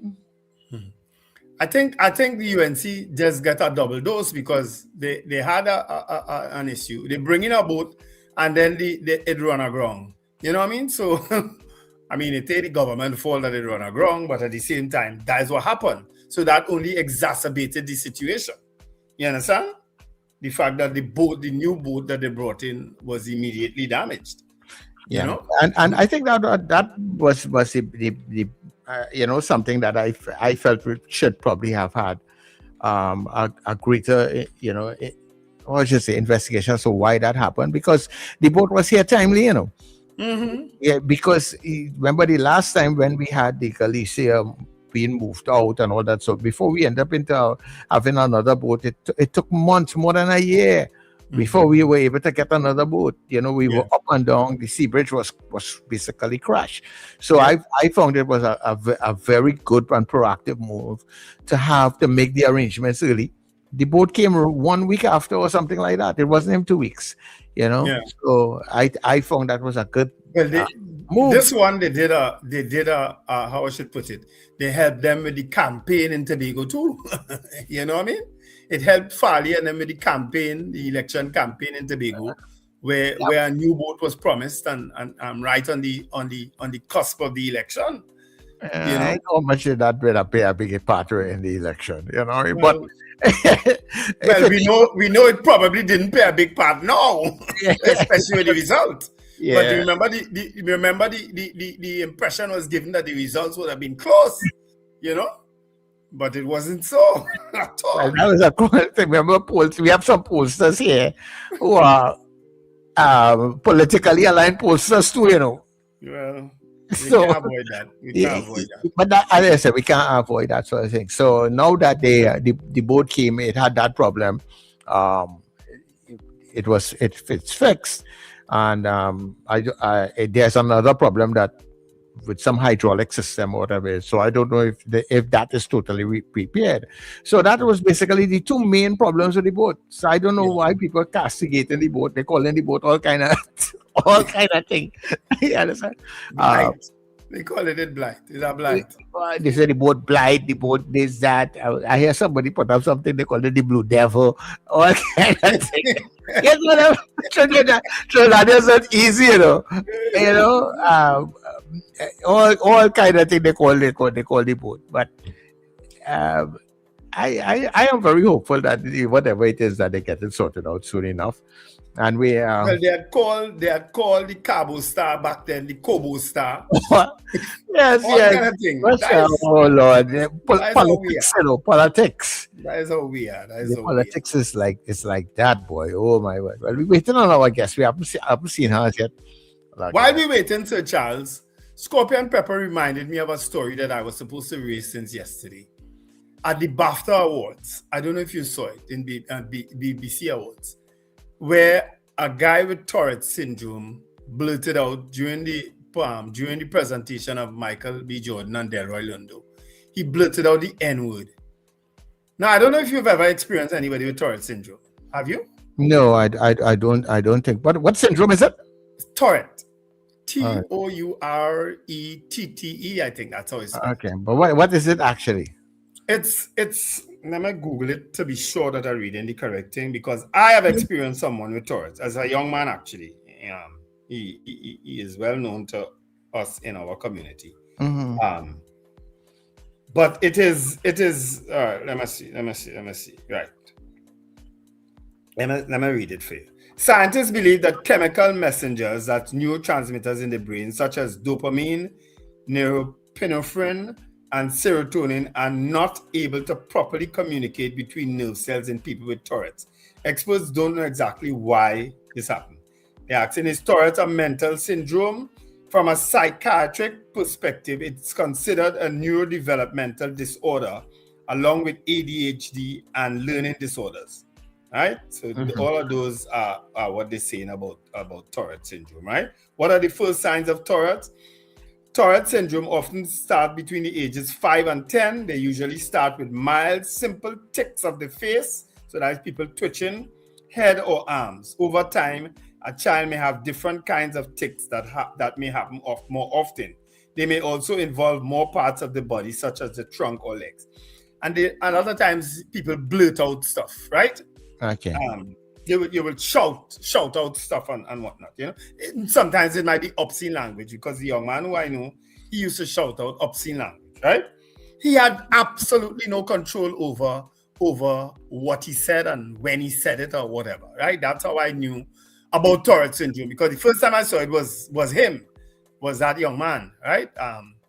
And I was wondering what is wrong with him, and then I was told about Tourette syndrome. And some people didn't understand what he was going through. They felt that he was cussing them, you know, or being disrespectful to them. But he had absolutely no control over what was going on with him.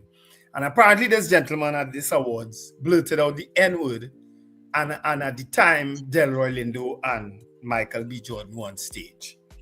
You know, so a lot of people are commenting on it, whether it was deliberate. You understand? I don't know that it was, or whether it was a subconscious thing in his mind when he saw black people to blurt out that word. So if it is that he has a history of blurting out that word, then I could understand it. But if he only blurted out that word then we meet. You never know. You know what I mean? Yeah. Mm-hmm. Yeah, we had to explore this Tourette syndrome a little more, and why it is that people who have it as only feel to cuss and do all these kinds of things. Why do exactly other types of words? Like, bless you, you know. Yeah. Wonderful negative stuff comes out of a Tourette syndrome. Well, the one person I know, it wasn't. The one person. I never met anybody like that, but yeah. Wow. But apparently it's not uncommon. All right, well, let's jump into our Let's Talk segment here. All right. Yeah.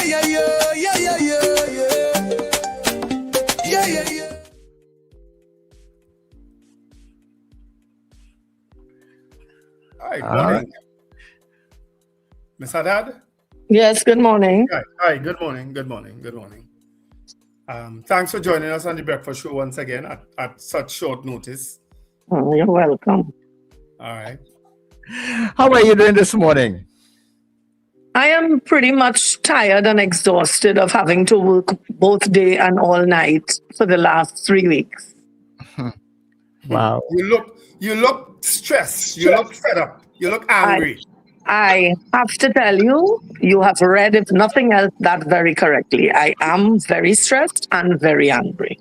Yeah. Good morning, Diane, and welcome to the breakfast show. Let me just say good morning, Richard. Well, I guess we could start off with our poll question first, Ms. Hadad. Yesterday, of course, Minister Jolene John, now acting Prime Minister, did a video that sort of indicate that things are not as bad as people are making it out to be. And we polled this morning, do you think the whole issue of the boat issue is being overblown in Tobago? What would be your response to that? Firstly, let me say that there is really no reason for either the business community or users of the cargo service to really just go out and make noise when we are usually functioning in what I want to call already a basic environment. There are no frills to that service. So the service to Tobago is pretty basic. And therefore, I don't understand why would a business community and the users just go out there to make noise and make mischief. We have been operating for 40 plus years for us who are at this age. And then there are people who are older than us using it since names like the Bird of Paradise and whatever, who are much older than us and can be our parents. And there seems to be a story without an ending of the same type of thing happening every so often.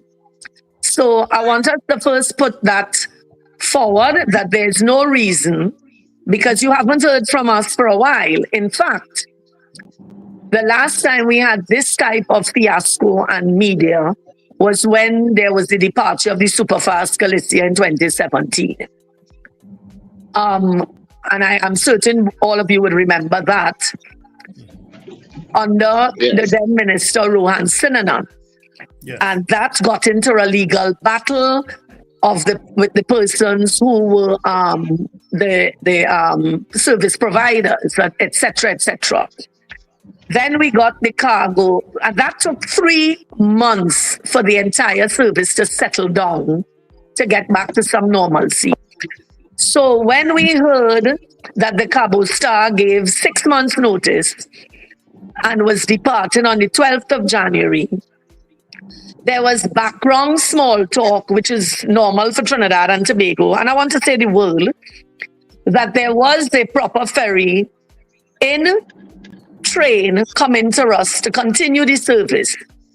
Having trust in Minister John in her role, if you would notice, there was no talk around then, nothing, nobody was saying anything. So the 12th of January, we expected a short break, and then of course this whatever ferry come into Tobago, because there was no consultation, no talk with the private sector at all. There was also talk that the Cabo Star had promised and offered to stay until the 26th of January to give us some more time. And there was also information that the people who supplied the Cabo Star had also offered to replace it with a vessel called the MV Sailor. So I'm giving you information this morning that I was privileged to before, but chose not to say anything. To protect, I want to say, hopefully, the integrity of the minister and what they put out there. So they were offered other options. So to the people of Trinidad and Tobago who are listening, from the 12th of January, we had no cargo vessel, none. Having said that, it means that goods and services were not coming to the island as usual. Come out of a Christmas season where people would have bought up goods, and Christmas was not a Christmas. Christmas was quite slow. It meant people did not purchase goods in January, so they would have, wound down their goods. However, even your Christmas goods will kind of come to a close in January, because that's a month of supplies again that you would now liquidate. So there you would have heard no hullabalooing. However, when we were told that the Blue Wave Harmony was coming, we know nothing about the boat, and people think that we go digging up. We don't go digging up on boats or whatever unless something goes wrong. So the vessel came, and the very first thing I was sent was a picture of the vessel where it looked like it sort of ran aground in Port of Spain. And of course, it now arrived, no media, nothing. So, but somebody sent a picture to a few of us, seeming that maybe they were having difficulty, the captain not knowing the area. Okay, that passed, that got a free pass. And then the vessel came to Tobago. It could not take passengers. Why the vessel cannot take passengers? It means it is not certified or insured for passengers as yet. So it obviously has some sort of issues that has to be in compliance with insurance and so before they get the certification to put people on it. So we had that as the second issue. When that happens, it means that the drivers of the vehicles have to now go and either take a flight or go on a fast ferry across the Tobago, right? So that starts a logistical nightmare right there. Put that aside, we work with that. The vessel arrived in Tobago. The vessel, had an accident into the jetty and had a big rip alongside. That is where the chaos started. Then, after the rip and the vessel was coming, there was a breakdown in Blanchy-Shares. My understanding is a generator needed to be changed. The issue is more than all of that, and I want us to understand, because unless people are users of the vessel, what is being purported out there, particularly by the minister now, I would prefer if those people do not make comments unless they understand the vessel and how the cargo works. So, for instance, we are accustomed to the vessel departing Tobago at 11 p.m. in the night. And that is Sunday. Let me start. Sunday night, Monday night, Tuesday night, Wednesday night, Thursday night, Friday night. It comes into Trinidad. It arrives somewhere around 6 a.m. The vehicles on board, the drivers who sail with it, who don't take the vehicles off, they go to the business places that they are collecting goods and services from, and they go back to the port. The vessel starts to load by about 11 a.m. And by 1 o'clock, the vessel is closed and it departs at 2 p.m. from Trinidad. So between 6 a.m. on Monday and 2 p.m., that takes place. The vessel goes on the water from 2 p.m., traverses back to Tobago, comes in the night about 8, 9 o'clock if we are lucky, and we get an hour and a half to turn around. So the trucks come off, we take them off, offload at our business places, and they turn around and go back and catch the very vessel and depart at 11 p.m. again from Tobago. So in one day, the vessel turns around, okay? Right. Technically, we get 6 days of service from that vessel because it departs on a Sunday as well at 11 a.m. out of Trinidad. And it is in Tobago to load up our trucks at 11 p.m. departure in Tobago. So we get 6 days of service. May I tell you now what we have been having and continue to have? The Blue Wave Harmony, to fool us, is loading in the morning. So we are going down there in the morning. The vessel is being loaded, and the vessel stays in harbor and departs at 10 p.m. in the night from Trinidad. Our understanding is since the accident, the captain does not want to sail in the night to Tobago. to dock in the night in Tobago. So it leaves in the night in Trinidad and comes in the morning instead. So it comes in at about 6 a.m. now in Tobago. 10, 11, 12, yes, somewhere around 6. But it takes a good 2 hours or so because the fast ferry comes in at that time. So we have to wait now for the fast ferry to onboard, and then we go to get our cargo. So we are now getting it somewhere around 9 o'clock in the morning, after 9. We are going back to our business places, offloading, turning around, and that vessel departs at 4 p.m. from Tobago. So therefore, it is coming in here at around 10, 11 p.m. in the night. All business places are closed at that hour in Trinidad. So there is no loading, and therefore we are getting 3 sailings a week now rather than 6. Do you all get what I am saying? Yeah. So this is where the minister, in her wisdom and because she's very savvy, is able to fool, for want of a better word, the unknowing public. And that's why I'm saying if people are not users, because even a very good friend of mine called me this morning and said, Diane, the minister did a video, and I said, you want to know something? I happened to be on the port last night when the minister was driving in with the black cars and the blue lights. In Port of Spain, what was I doing there?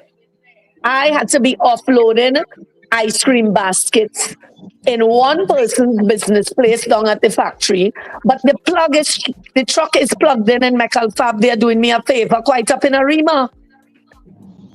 It is a logistical nightmare. We cannot put cargo that is perishable or anything. Yes. And then they're saying that the vessel has plugs. I have a picture of the plug. I was allowed a picture of the plug because I had to see if my truck is compatible. When I sent it, the people who sold the vehicle said, no, you can't use that. That is for reefer containers. That is 400 amps. Your truck is 230. You cannot put that in. They're saying they have adapters. I am cautious to use adapters when people don't even know. People are not speaking the truth. It is difficult for us to even attempt to do anything. The plug looks older than my grandmother.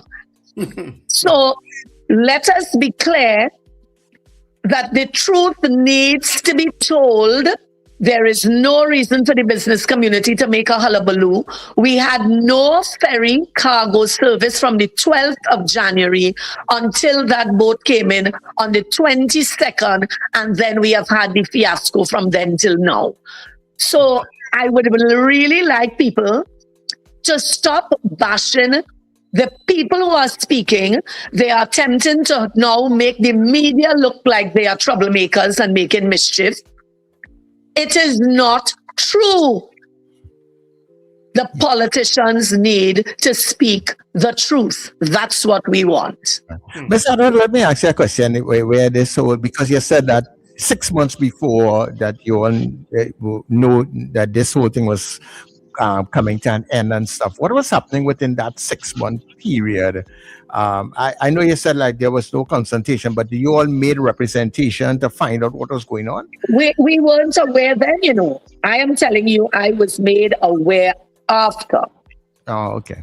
I was made aware after that they got unfortunately, guys, ever since the chamber, when I was there, let me say when I was there, because I did leave, and it had to do, let me don't say that today. Maybe privately we can have that discussion. No problem. When the chamber lost its way, let me put it that way, in terms of representation, because of people's personal choices politically and preferences, NGOs have to represent the issues. NGOs cannot be dealing with political entities, and they should have no infiltration in an NGO. Unfortunately, that is where our people have come to, and that's what is happening with our NGOs. So representation is no longer fair and clean. Well, I don't know if it ever was, but at least it had a good sham over it. At the end of the day, when we do representation, it is not about the person's height, size, position, color, or whatever. It has to do with the issue. And if we use a mature approach and deal with the issues, people need to stop attacking people. So there seems to be now an attack or a plot to make it look like the media was just looking to make trouble. And I want to say that is not the truth. The people on the media who are using the real information and the depth of the issue, and let me also make that choicey, the ones who are doing their duty diligently and not looking for smoke screens to put up to also carry out their agenda protecting their favorite party or politician. We need to be clear that these people are doing their jobs. And if not for them, too many things would be hidden in this country that are already hidden. So there needs to be an appreciation for what the media is doing. And I don't think the media will go out there and just purport dishonest stories like that. They themselves will know that their credibility is on the line. Yeah, but I think the media is accustomed to having a sometimes, I don't want to say combative, but let's use the word combative relationship with whatever administration is in power. And of course, their loyalists always fall in line. Whether it be PNM or UNC, all of a sudden they do like X media or Y media because of whatever they have been saying. But so that's why you often have to speak to the stakeholders to really get at what exactly is the issue. Because of course for us, we really don't know. So we saw the video yesterday with Jillian John and we're like, what is this? Is there more to what she's saying? And of course you are clarifying that it's much more contextual in terms of the reality of the situation for businesses in Tobago. Now we have to address the issue, Diane, because you would have mentioned Farley and say he was out of his cotton picking mind, and there's been some pushback on that phrase. I don't know if you're aware that some people are saying it's a racist phrase. Let me first say, Richard, I am not spending very much time on that. I'm going to make a statement today. There is the dictionary meaning of it being where the phrase is used to emphasize the situation. And it is in that context that I would have used it, because when the guy called me from the media, he said, and let me tell you, we were just off the port with hundreds of vehicles blocking traffic on the road, and that was Sunday. Let me further tell you, so let me take it back now. I'll contextualize this even further for you. On Friday, after we all loaded the ferry, Friday morning, thought all was well. Of course, it's not well. Remember, I tell you, it loading in the morning and departing in the night. So I was on my way now. I have now been down here. I'll go back further for you to how I spent Carnival weekend, okay? I had to give up my Juve costume. I was loading goods all weekend. And if they went to talk to the truckers who have not been sleeping in the night, they'll get the truth. Don't speak to Diane Hadad. Go to the hundreds of truckers who have not been sleeping. Go and ask the companies who have been opening for us in the night and bringing out staff at 11 p.m. and allowing us to load until 2 a.m. Go ask them, ask the CEOs who have been facilitating this, right? Ask people who I have been WhatsApping at 10 to 2 Carnival Saturday morning, begging to plug in a cold storage truck. Those are the people, if you want the truth. But people are not going to want to say anything for their own covering, because if Diane Hadad says something and she gets blows, I don't want to be there. People are already called all sorts of things. So let me go back to Friday when the boat was loaded. So I am now looking to fly up Saturday morning early and get to go and offload. We get a call Friday night. We need to go back to the port, and there's a list of 30-something vehicles that we have to go and move off the boat. Why do we need to go and take these vehicles off the boat?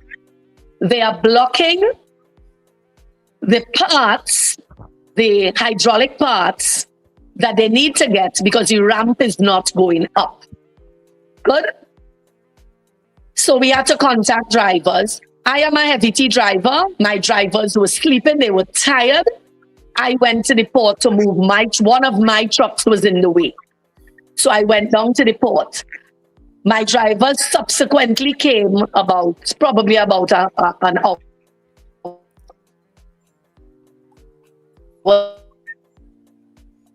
The calls run around, okay?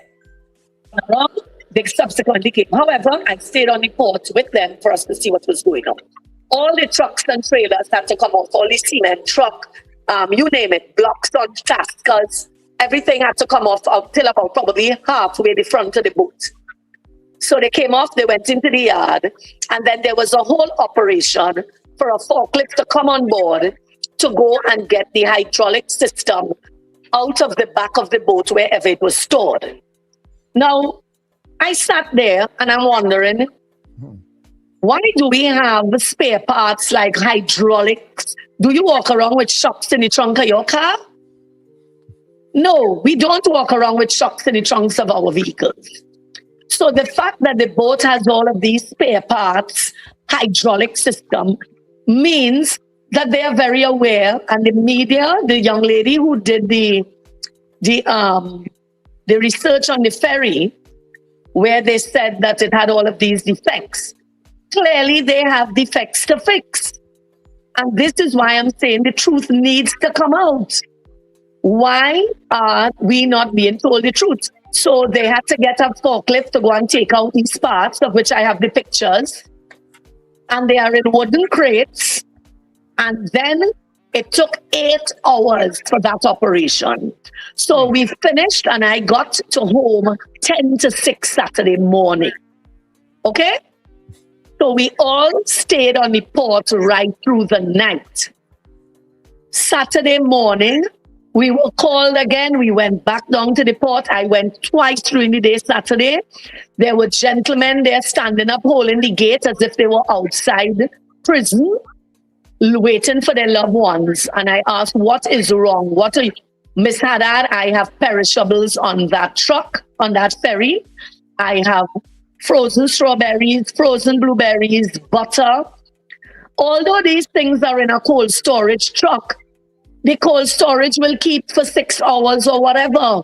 It is not going to stay out there. And I'm telling you, it loaded Friday morning. Listen to me now. We are now Saturday lunchtime. The boat is still there. So people with bananas, fruits and vegetables, my understanding is 4 trucks of chicken had to be thrown away.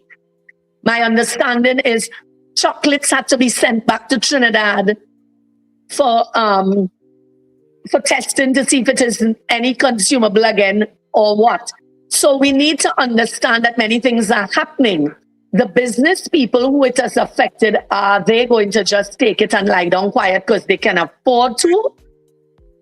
Or is it that people who are not able to afford it and have been suffering losses for all these years are the ones that need to speak out? Which one is it? Right? So trucks of chicken, as far as I am aware, had to be dumped. People had to dump strawberries, broccoli, all sorts of things, although they were in cold storage trucks. I mean, that entire process, all of that is absolutely unacceptable to the business community. Wait, Richard, let me finish. I went back to that port Saturday night again after 10. My mother asked, where are you going, you lunatic, this hour of the night? I said, Mommy, I have 6 trucks on that boat. I am fearful. I pray every time something boards the boat because we do not know what time it is going to leave. It did not depart until 2:25 Sunday morning. And they had men with a high-up trying to change one of the hydraulic systems on the ramp. They eventually got it up. When we hear it go up and it went plunk, which means it snapped. I was like, hallelujah, Jesus. Come on. Nobody knows what we are going through.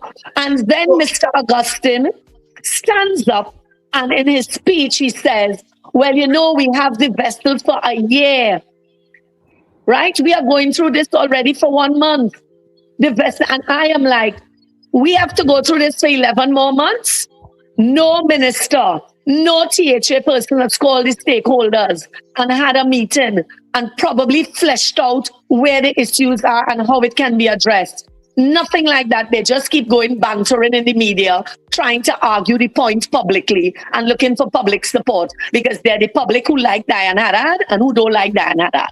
There's the public who like Liz Williams or don't like Liz Williams. There's the public who like whoever and don't like. Please, let's get over all of that because I don't carry hate in me for anybody. So whoever is toting me on their back, happily take the 100 and something pounds and tote it, but I am not toting anybody on me. So is it that you could have used the phrase, "Are you out of your goddamn mind?" or "you sick mind," or like Richard said, you had to be mad. You know, is it that you know, felt that if we're gonna harp on that, then the meat of the story is being missed. Just like when I called the reporter. No, we're not missing it this morning, Ms. Hadad. Trust me. I am saying maybe a different word could have been used, but at the given point in time, I don't know that there was any ill intention, and there still isn't any. So I am not harping on that. No, that was our interpretation also, but we just wanted to get that out of the way. We wanted to clear that. Hopefully it's out of the way. I don't think that the minister or Mr. Augustine, I'll take you back though to your media, and the media houses really also need to do responsible homework at times. Mr. Augustine has in the past actually accused me of being part of the colonial people. And that's who is in the media. So maybe we need to go dig it up and see where and how politicians also do call people all sorts of things. Similarly, like Dr. Winford James would have looked at me the night of the election and said, I am part of the 1%. Right? So people need to stop it. It's a real conversation. Maybe it needs to be brought to the table as to how we address each other, because we keep purporting to be a nation of oneness and unity. No, we actually have a lot of underlying stuff that goes on, perpetuated, started and purported by the politicians on either side. So let's get to that. Right. So before we go, because we run out of time for the interview, but what I want to find out from you is that I mean, you have laid it out pretty well. It's a lot has been happening, and it's sad to know that the business community have to be going through that kind of thing all the time. What do you see needs to be done right now to remedy this situation? How do we move? I have been calling for it, and I continue to call for it. Minister Jerlene John needs to meet with the stakeholders and the users of that ferry to get a real position. If she's going to continue to take this approach, I'm not sure that they will find the resolution. Because normally the users contribute to fixing. Although times are hard, we do come up with ideas as to how we can make it work. Okay. Well, thank you so much for joining us this morning. I really appreciate it. You're most welcome. However, I would like to tell you that this is only the top of the iceberg of the story. This story has so many layers, it isn't funny. But we leave it there for your timeline. Yeah, thank you so much. Thank you, You're most welcome. We'll have to have you back then, because we need to really drill down further if you're saying it's just the top of the iceberg. But thanks for the insight in terms of what is actually happening to the business community. Because sometimes, as you say, politicians can put on a particular show, so to speak, and we don't know what's really going on behind the scenes. So thanks for at least clarifying from a business point of view what the problems are, so that we can better understand it. I want to give Minister John full points, you know. Her performance is well done. Well done. Hollywood missing an actress. But let's go from there. Thank you so much. Okay, bye. Yeah. Thanks, Ms. Hadad. Ms. Hadad has always been a straight shooter. But it's already a nightmare. I mean, I may not always agree with her, but you see me, I always appreciate people who say it like it is. You know. Yeah, but it's a logistical nightmare. Imagine if you are a business person and you have to get stuff from Tobago, you live in Tobago. Look, you have to come to Trinidad, and the kind of headache you have to be going through. Yeah, and with perishable goods, and you're raising you're raising a very important point there in the sense, Charles. And it comes back to business. A business that you own kind of becomes a lifeline to you. It's like your child. Mm-hmm. A business is like your child. And when your business is in crisis, your whole emotional and stress involvement becomes absolute, you know. Yes. Yep. Absolute. And so for somebody who has never had a business in their life or has never been entrepreneurial, they will not understand really the kind of stress a businessman is going through because his goods are delayed or they are spoiled, and how much that is going to cost him on the books and all of that, because they are the people that have to face the bank at the end of the day.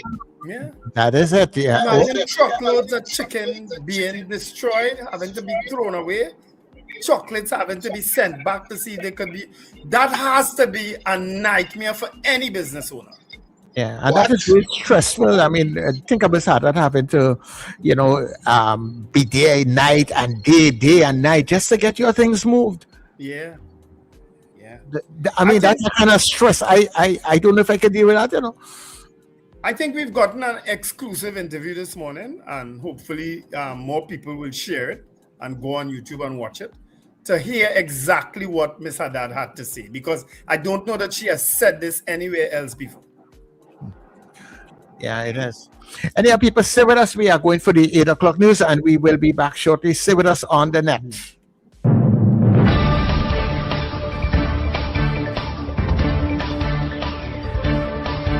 The news you need, the clarity you deserve. Local, regional, global. This is NETT Radio News Now. This is News Now for Tuesday, the 24th of February, on New Era TT Radio, NETT Radio, and Guyana Caribbean TV. I'm Derek McMillan. Good day, everybody. Prime Minister Kamla Prasad-Bisesar is being highlighted internationally for her stance on regional security amid rising transnational crime. An article published by the National Interest on February 18th describes Trinidad and Tobago as a model for counter-narcotics cooperation with the United States, noting Prasad-Bisesar's public support for U.S. efforts against drug trafficking in the Caribbean. It quotes her saying she made no apology for standing with U.S. leadership in combating narco-terrorism. The report also notes escalating cocaine production in the Andes and rising violence across Latin America and the Caribbean, and says TNT has been affected by gang rivalries linked to drug routes and illegal firearms. It concludes that collaboration with the United States positions Trinidad and Tobago at the forefront of regional efforts to confront insecurity.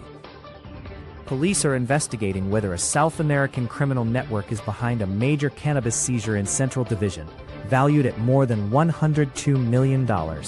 Last Friday, officers went to Riverside Marina in Felicity, where they searched a white Kia truck and found nearly 938 kilograms of high-grade Colombian cannabis hidden under a tarpaulin. A 36-year-old man from Freeport was detained. Senior police sources say investigators are also probing the possible involvement of local businesses suspected of laundering U.S. currency to pay overseas drug suppliers. The operation was spearheaded by ACP Anthony Remy and coordinated by Senior Superintendent Rudolph Bagwandine. The ASJA Education Board has lost its appeal against a high court decision allowing a parent to challenge disciplinary action taken against his daughter at ASJA Girls College, San Fernando. Appellate judges Vahist Kokaram and Eleanor Donaldson Honeywell ruled that the school's decision can be subject to judicial review, finding it carries a sufficient public law element despite being managed by a denominational board. The case stems from a 2024 incident in which a Form 1 student was penalized with 0 marks for all subjects after being caught with unauthorized notes. Justice Kokaram encouraged mediation, warning that excessive litigation could undermine the teacher-student relationship. The People's National Movement has officially opened nominations for the upcoming local government elections. In a media release today, the opposition said nominations began at 8 a.m.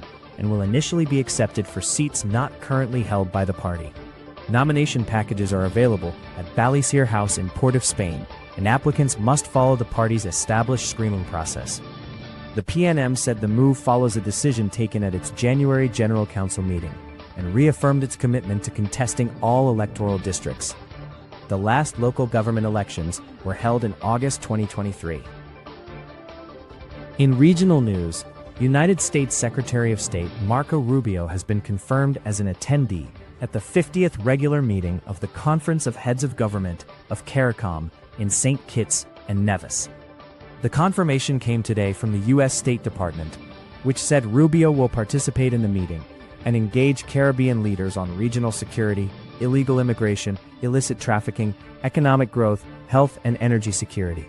The department also said he will reaffirm the United States' commitment to enhancing stability and prosperity in the hemisphere. While he is not listed to address the conference, Rubio is expected to take part in closed-door meetings on the margins of the summit. In international news, Mexico has deployed thousands of soldiers after a wave of violence erupted following the death of notorious drug lord Nemesio Oseguera Cervantes, known as El Mencho. The Jalisco New Generation cartel leader died in custody on Sunday after being captured by special forces in Jalisco state. Authorities say at least 9,500 troops have now been deployed nationwide, with unrest reported in more than 20 states. At least 25 National Guard members have been killed since the violence began. President Claudia Sheinbaum has praised the operation and says the government remains in control as security forces work to restore calm. And that is news at this time. That was news now. Stay informed with New Era TT Radio, NETT Radio.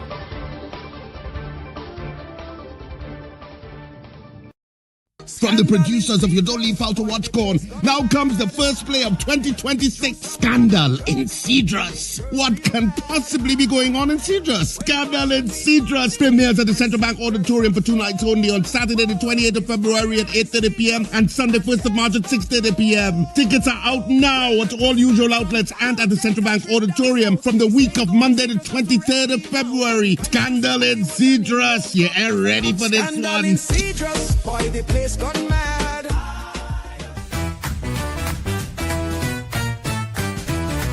Advertise with us on New Era TT Radio, the fastest growing streaming platform for talk in Trinidad and Tobago.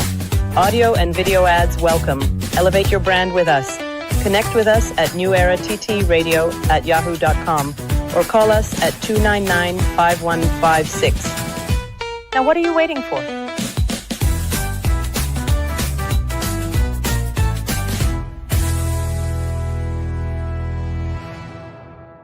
Save more now at Furniture Plus. Get a pair of pillows for only $49, queen mattresses from $7.99, free gifts with select purchases, plus extra discounts on higher purchase plans. Hurry, visit any Furniture Plus showroom today.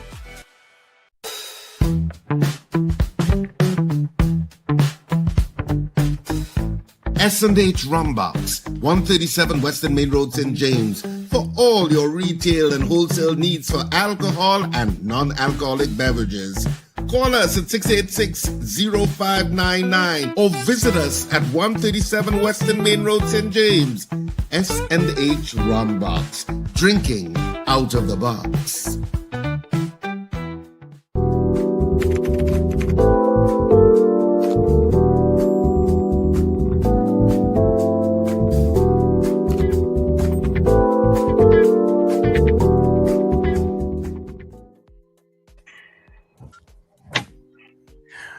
All right, people, so we welcome you back inside of, wait, is the third hour already? Is it that kind of time? Yeah. And of course, you're listening to New Era TT Radio. We're on Guyana Caribbean TV. And we're happy to be here with you this morning as we enter inside of our final phase in between here. Yeah. Yeah, man. Hold on. Yeah? You know, before we get back into any other thing going on, yesterday I had to go down to legal affairs to see about something, right? It never ceases to amaze me. First of all, it's more than a week of trying to get them on the phone. Trying to get government agencies on the phone is one of the hardest things that you can ever try to do. But I had to go down there.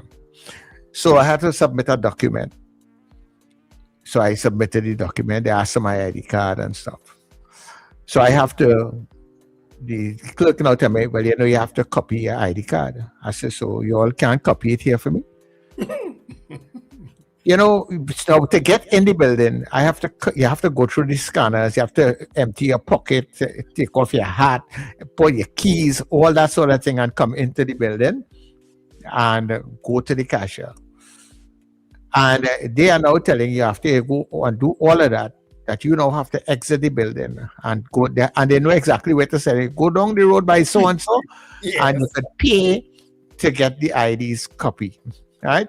So I have to leave the building, go down the road, get the IDs copy, come back through all that whole security system again, just to submit that. And I am okay. And while I am talking to them, I am seeing they have a copy machine right in the back of them also. So you all cannot provide just to get an ID or a document copy, even if you mean because they are charging me $100 for the document now. Well, put $101 now to save the public from going through all that sort of inconvenience in the Ministry of Legal Affairs. This is where, Sir Charles? The Ministry of Legal Affairs. Yeah.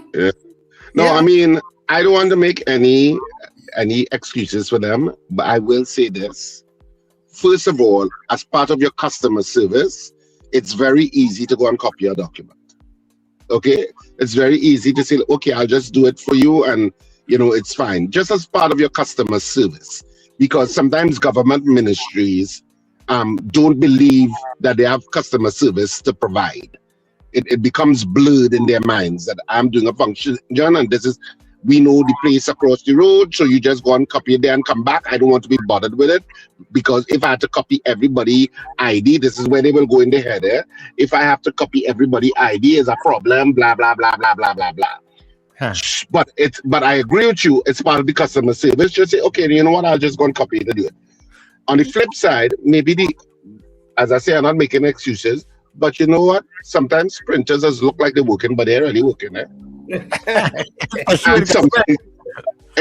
sometimes for them to copy something, they have to go on the 10th floor, copy it, and come back down to where they are, or some kind of craziness and stupidness like that.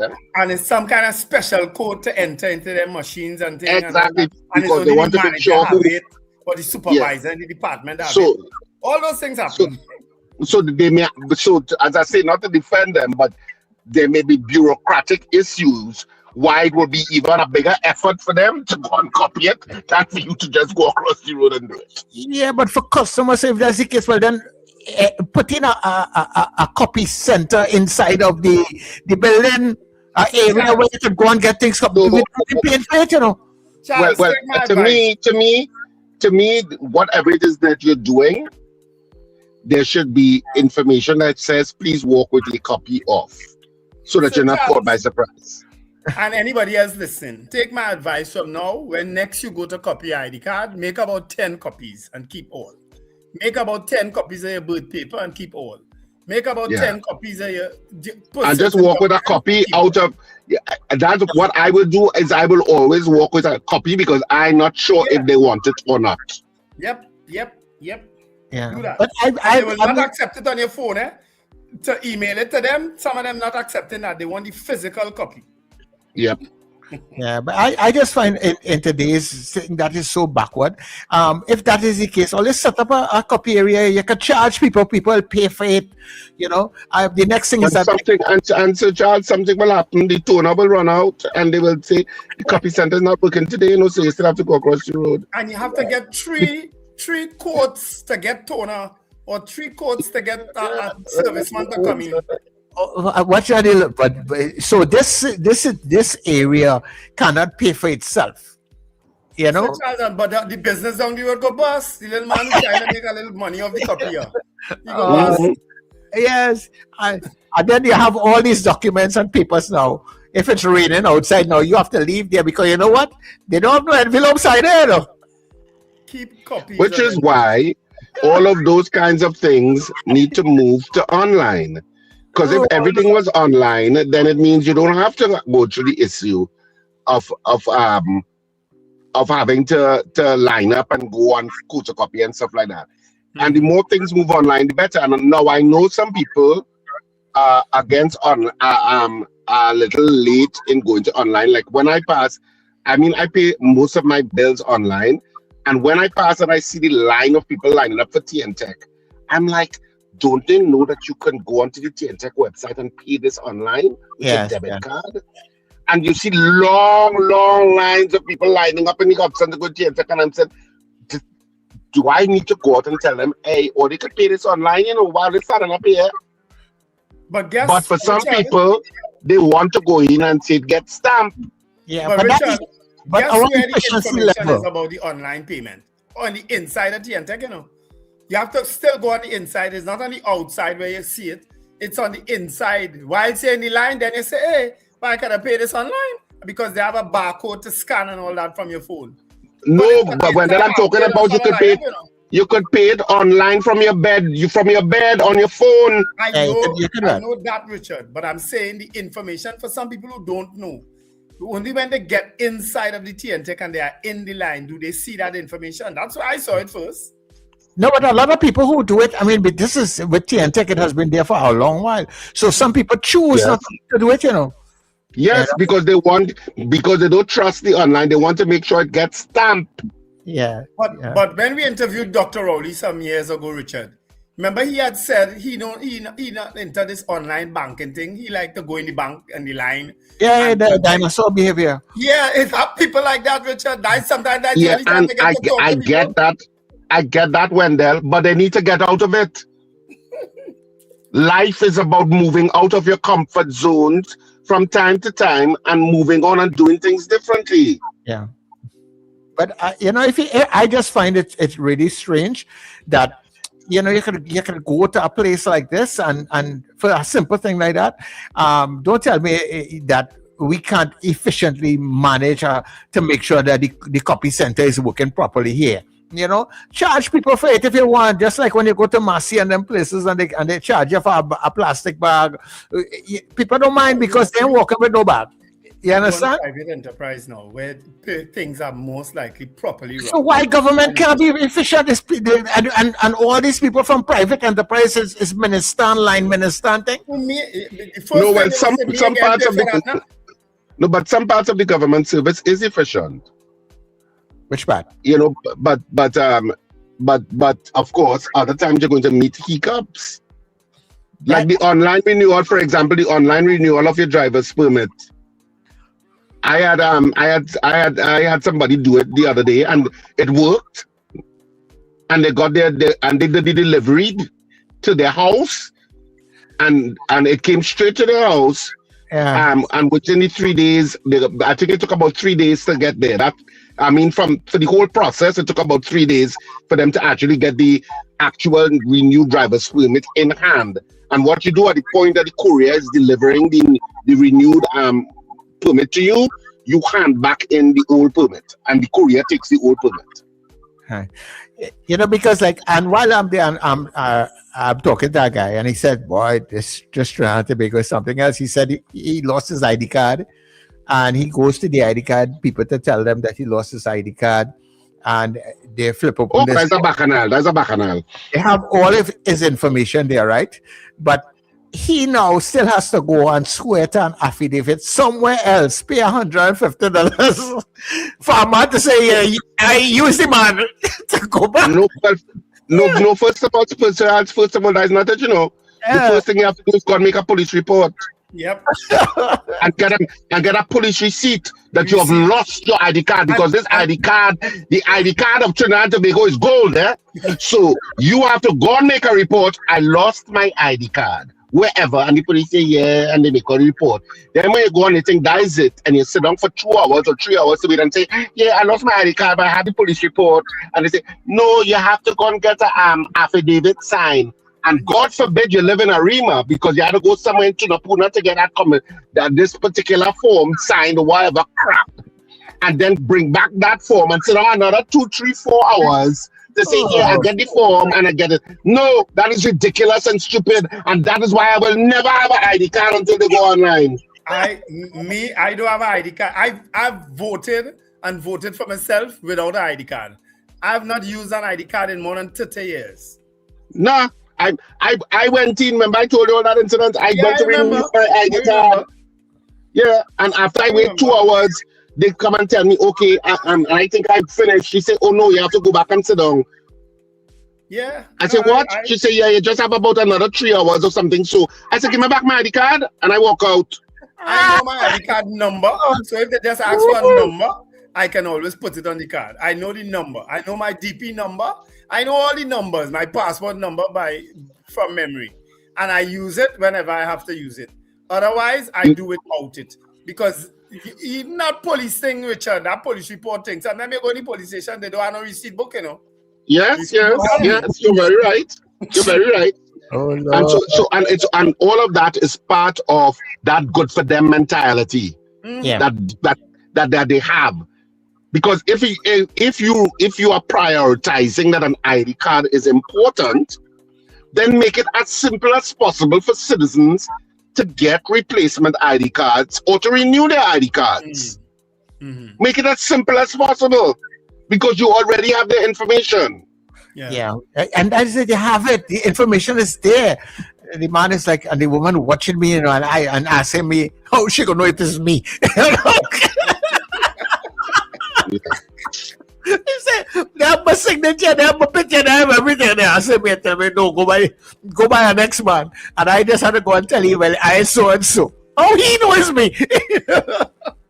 You know, as you raise this issue now, I want to raise another. As an issue came up on social media too recently about workers not being paid through the Ministry of Local Government. A few mayors raised it. Mayor Diego Martin and the chairman of Tunapuna raised it about workers not being paid. And so, you know what is a lot of the problem? People missing the ID card. People putting on the ID card number wrong. People missing the copy of this, the copy. You know, that's what's happening. And you know what the ministry does? Which is something I am totally against. If one person out of the group that they examining have a mistake, nobody in that whole group getting paid. And I don't understand that. Madness. I don't understand that. If one person missing a vital piece of information, why should it affect all the other people? And I found that out recently, that is what has been happening. And that is why all this issues being raised now about workers not being paid on these programs and not being paid on time and so on. Because sometimes it's just the simple thing of a wrong number or missing number, you know, and they keep it back everybody. I think the problem with a lot of these things is that people who are in charge of these systems is either they're still in the dinosaur age or they don't test their systems. You must check and see if your system is a robust one. No, but Richard raised it, Sir Charles. Richard raised it the other day when it comes to social development checks and so on, where they feel that 10 people thieving, so you see the other 1,000, they must all suffer too from the bureaucracy. That's what's going on now. Yeah, man. Because like this is what you do when you're in business. Government is a business. You check and you see if the systems that you have, if they are running efficiently, and you tweak it accordingly. And the thing about it with some of these problems, there are problems that you've been having for 20 and 30 years. So we living with these problems. Come on, man. Good enough for them, Sir Charles. Good enough for. We get a government, we deserve a governments. Anyhow, people, let's take a couple of your calls before we leave. 281-1315-299-5156. Efficiency and government don't go hand in hand. Nope. That come like when they say police and what? Police hopeless. I tell all it have a back room when they go and take that oath. We see the real oath the oath that they're taking, you know, I swear to allegiance to Trinidad and Tobago, whatever it is.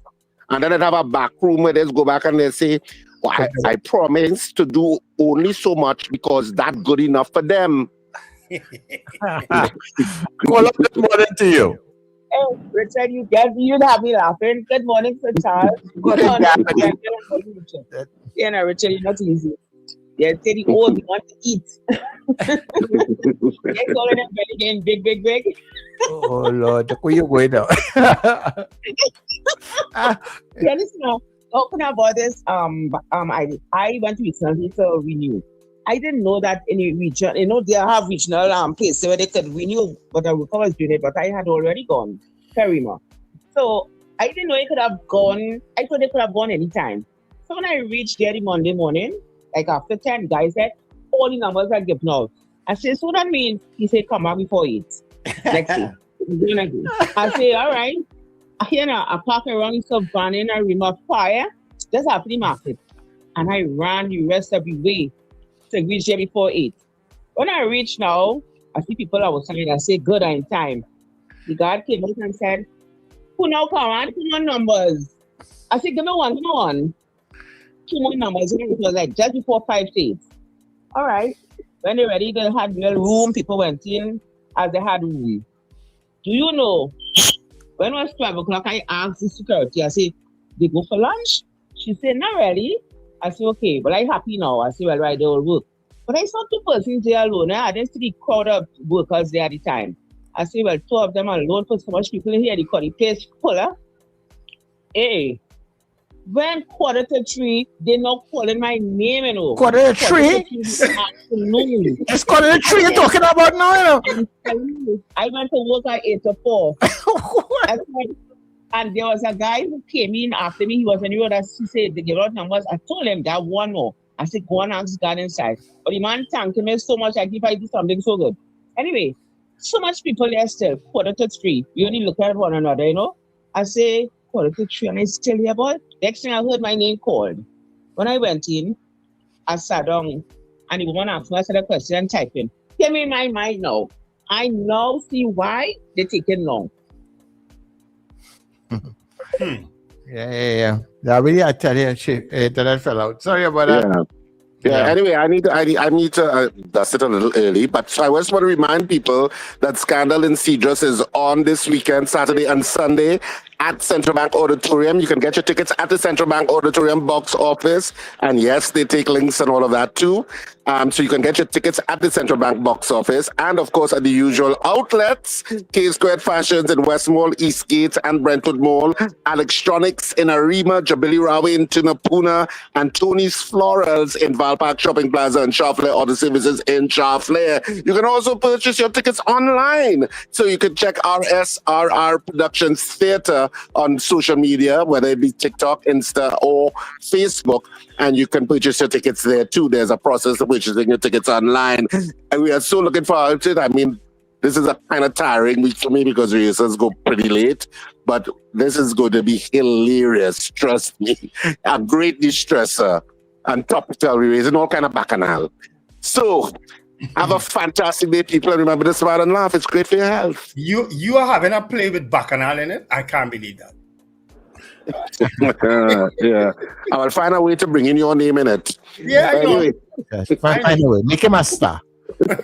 Richard, you enjoy your rest of your day. Enough money off of me recently anyway. All right, so we take a couple of calls before we leave. Wait, hold on. You want to go too? Oh, well, yeah. Well, we have a little 5 minutes again. All right, let you go. Take a couple of calls, man. Yeah, let you go. Richard just read out that script from your head. Caller, good morning. Hi, gentlemen. Good morning. Richard, I agree with you. It takes me half an hour at the end of each month to pay my cable bill, light bill, phone bill, credit card bills without leaving the comfort of my home. Yeah. I listened to the interview with Diane Hadad, and I agree with her on what she said. Now, you could remember when the PNM purchased the 2 fast ferries and they brought the Cabo Star and all of that. You remember they had Wade doing research into all the boats, and when it was a canoe and it reached to the stage that it is.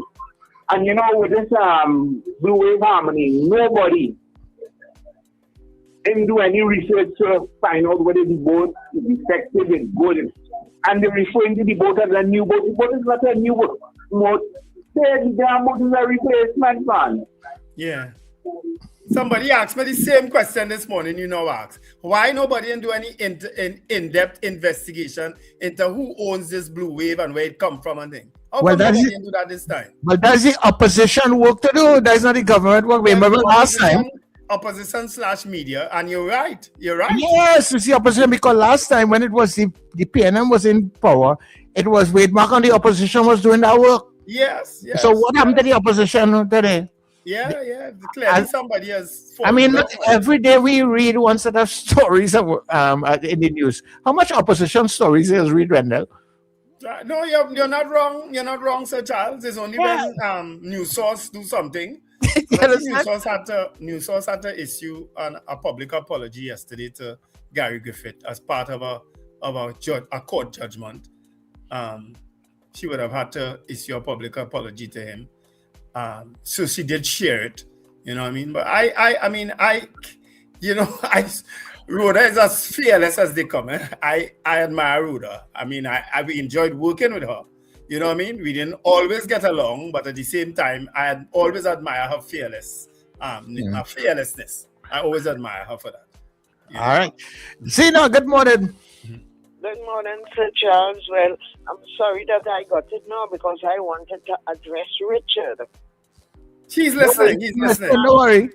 I hope that he would listen to the end of the program when he has time, and I will call back again to get back tomorrow to see that I get face to face with him, because you tell me I want to deal with Wendell too. You just sat there yesterday. I called Richard after, he laughed so much he think it's a joke. I said I was coming to blast you today. That when you and Richard, you just sat there and had Richard say, PNM, it's what a waste of time. Do you agree? No.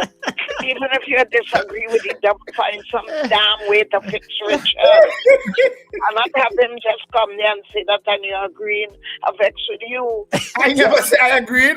I wanted to tell Rick, yes, but only hear from Diane Hadad today and see that PNM was not a waste of time. They were damn much better than what we have now. And Sir Charles, yes, yellow is the code, and they like blue, God love you in Tobago. Well, let us see how much love they go get there. Oh, Lord, some toten. Stop what toten. We can't. No. Because all they want to change, or they vote for that. Well, it all depends.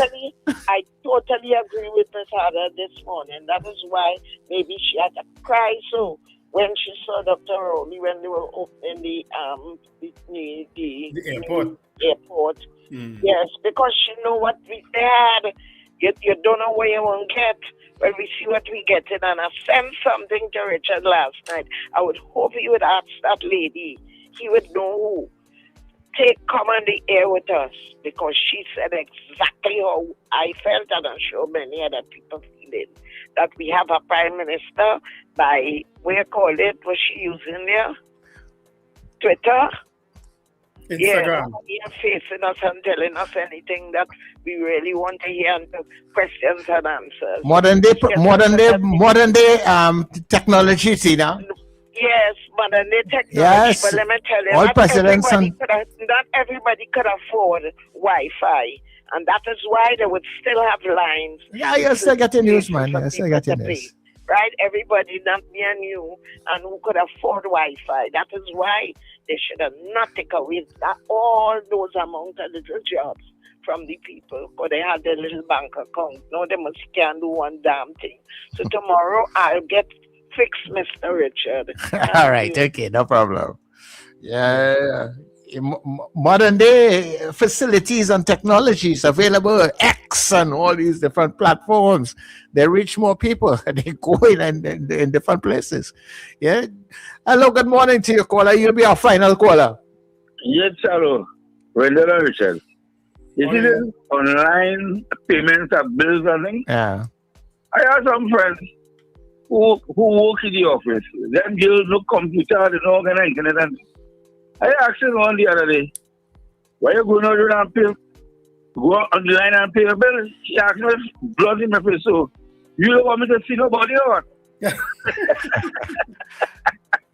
She said, listen, I retire, I had nowhere to go. So I like to go out the road, go to the bank, go here, go there. I just meet people who may say, so everybody do things for different reasons. You understand? If that people want to go to the bank, if that people want to go to Antec, if that people want to go WhatsApp because it's somewhere to go, they say. You understand what I'm saying? Yeah. Mm-hmm. Right? That's true. And about also the photocopy thing, I advise people a long time, photocopy everything you have. That's before copy and everything. Yeah. Right? And don't put it on phone because license officers don't accept license on phone in Trinidad.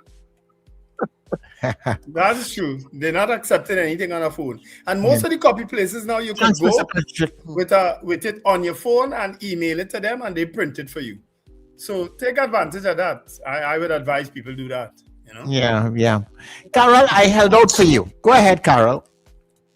Hi, guys. Morning. Hi, Carol. I just wanted to bring to your attention, Wendell, especially. Wendell, do you know the story about the young boy who supposedly jumped out of the window of the apartment building in St. James? When I say if I know the story, what do you mean? Because I would never know the actual story. Yeah? I've seen reports of what happened. Yeah. But it was some kind of suicide? I was reading it online yesterday on what was Live Zone. I think it's one of those online news agencies or whatever it is. Yeah. And the story is that the child came home from school on Friday with fever. And I'm not sure which night that happened. I think it may have been Saturday night or early in the morning, the wee hours of the morning.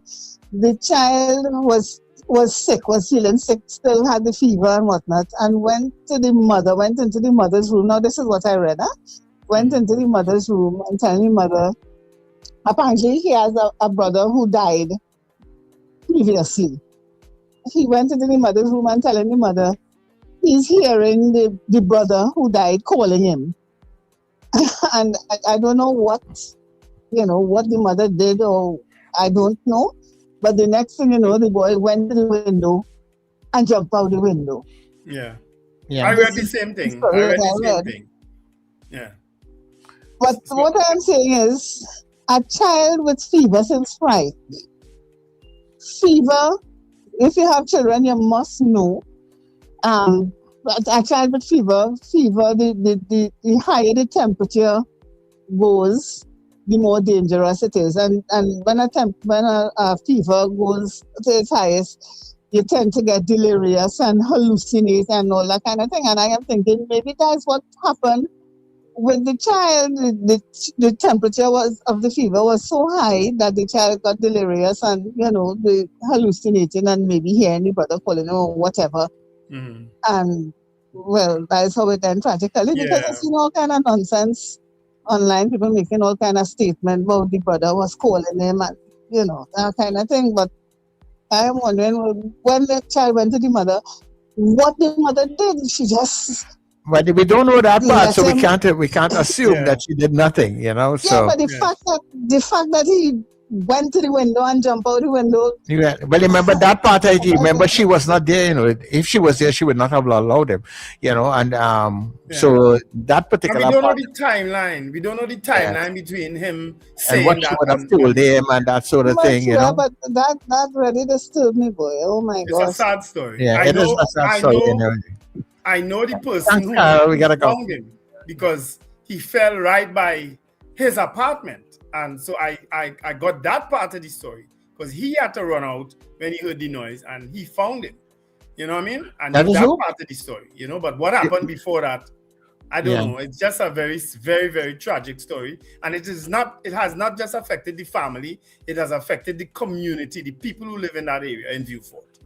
You understand? Yeah. And I will tell you something about it also. Besides fever and the hilarious and stuff and things, we don't know. Sometimes you see people's mental state around that time. But I had a brother who was basically, committed suicide himself, and he was schizophrenic. Started at a very early age, around that 11, 12 area with him. And he lived with that all throughout his life into his 40s or whatever. And then he did that sort of thing. And he was saying basically at that point in time too, he was hearing voices in his head telling him to do bad things, But remember, you're not with people 24 hours a day. You calm them, you talk with them, you tell them, look, they dismiss it, but it's not an easy thing to deal with, Yeah, there are many families going through that. There's a family, two brothers who, I don't know the one who is unwell, but he also sees and hears things and trips off, you know what I mean? Mm-hmm. But there's the other story that, as Carol raised that one, was the one with the policeman who apparently fell off the building in Sangre Grande. And they saying he was in the women's dormitory of the police at the police station. That story I find curious. Yeah. You understand? Because they don't know whether he was pushed or whether he jumped or fell. You understand? But when I didn't miss that. The report said that he was at the women's dormitory at the police station and then fell out on top of a police car. I don't know if you all saw that one. Yeah, that's another strange, We've been having some strange stories. Yeah, we have. But this is where we go, Wendell. Thank you very much. Yeah, folks, have an absolutely wonderful day. Remember to let go and let God. We'll be back tomorrow, God willing, for Scandal on the Breakfast Show. So stay with us here on New Era TT Radio. Remember, when we come off of the YouTube and the Facebook feeds, you can just come across to www.newerattradio.com. Put it in your browser. Just put New Era TT Radio. You'll get us on TuneIn. You'll get us any which way. And you can stay with us and listen to all of the great programming that we have here all throughout the day. All right. So this has been The Breakfast Show. Get up. It's the time to start the day. The Breakfast Show is here. We bring in the soca way. Yeah.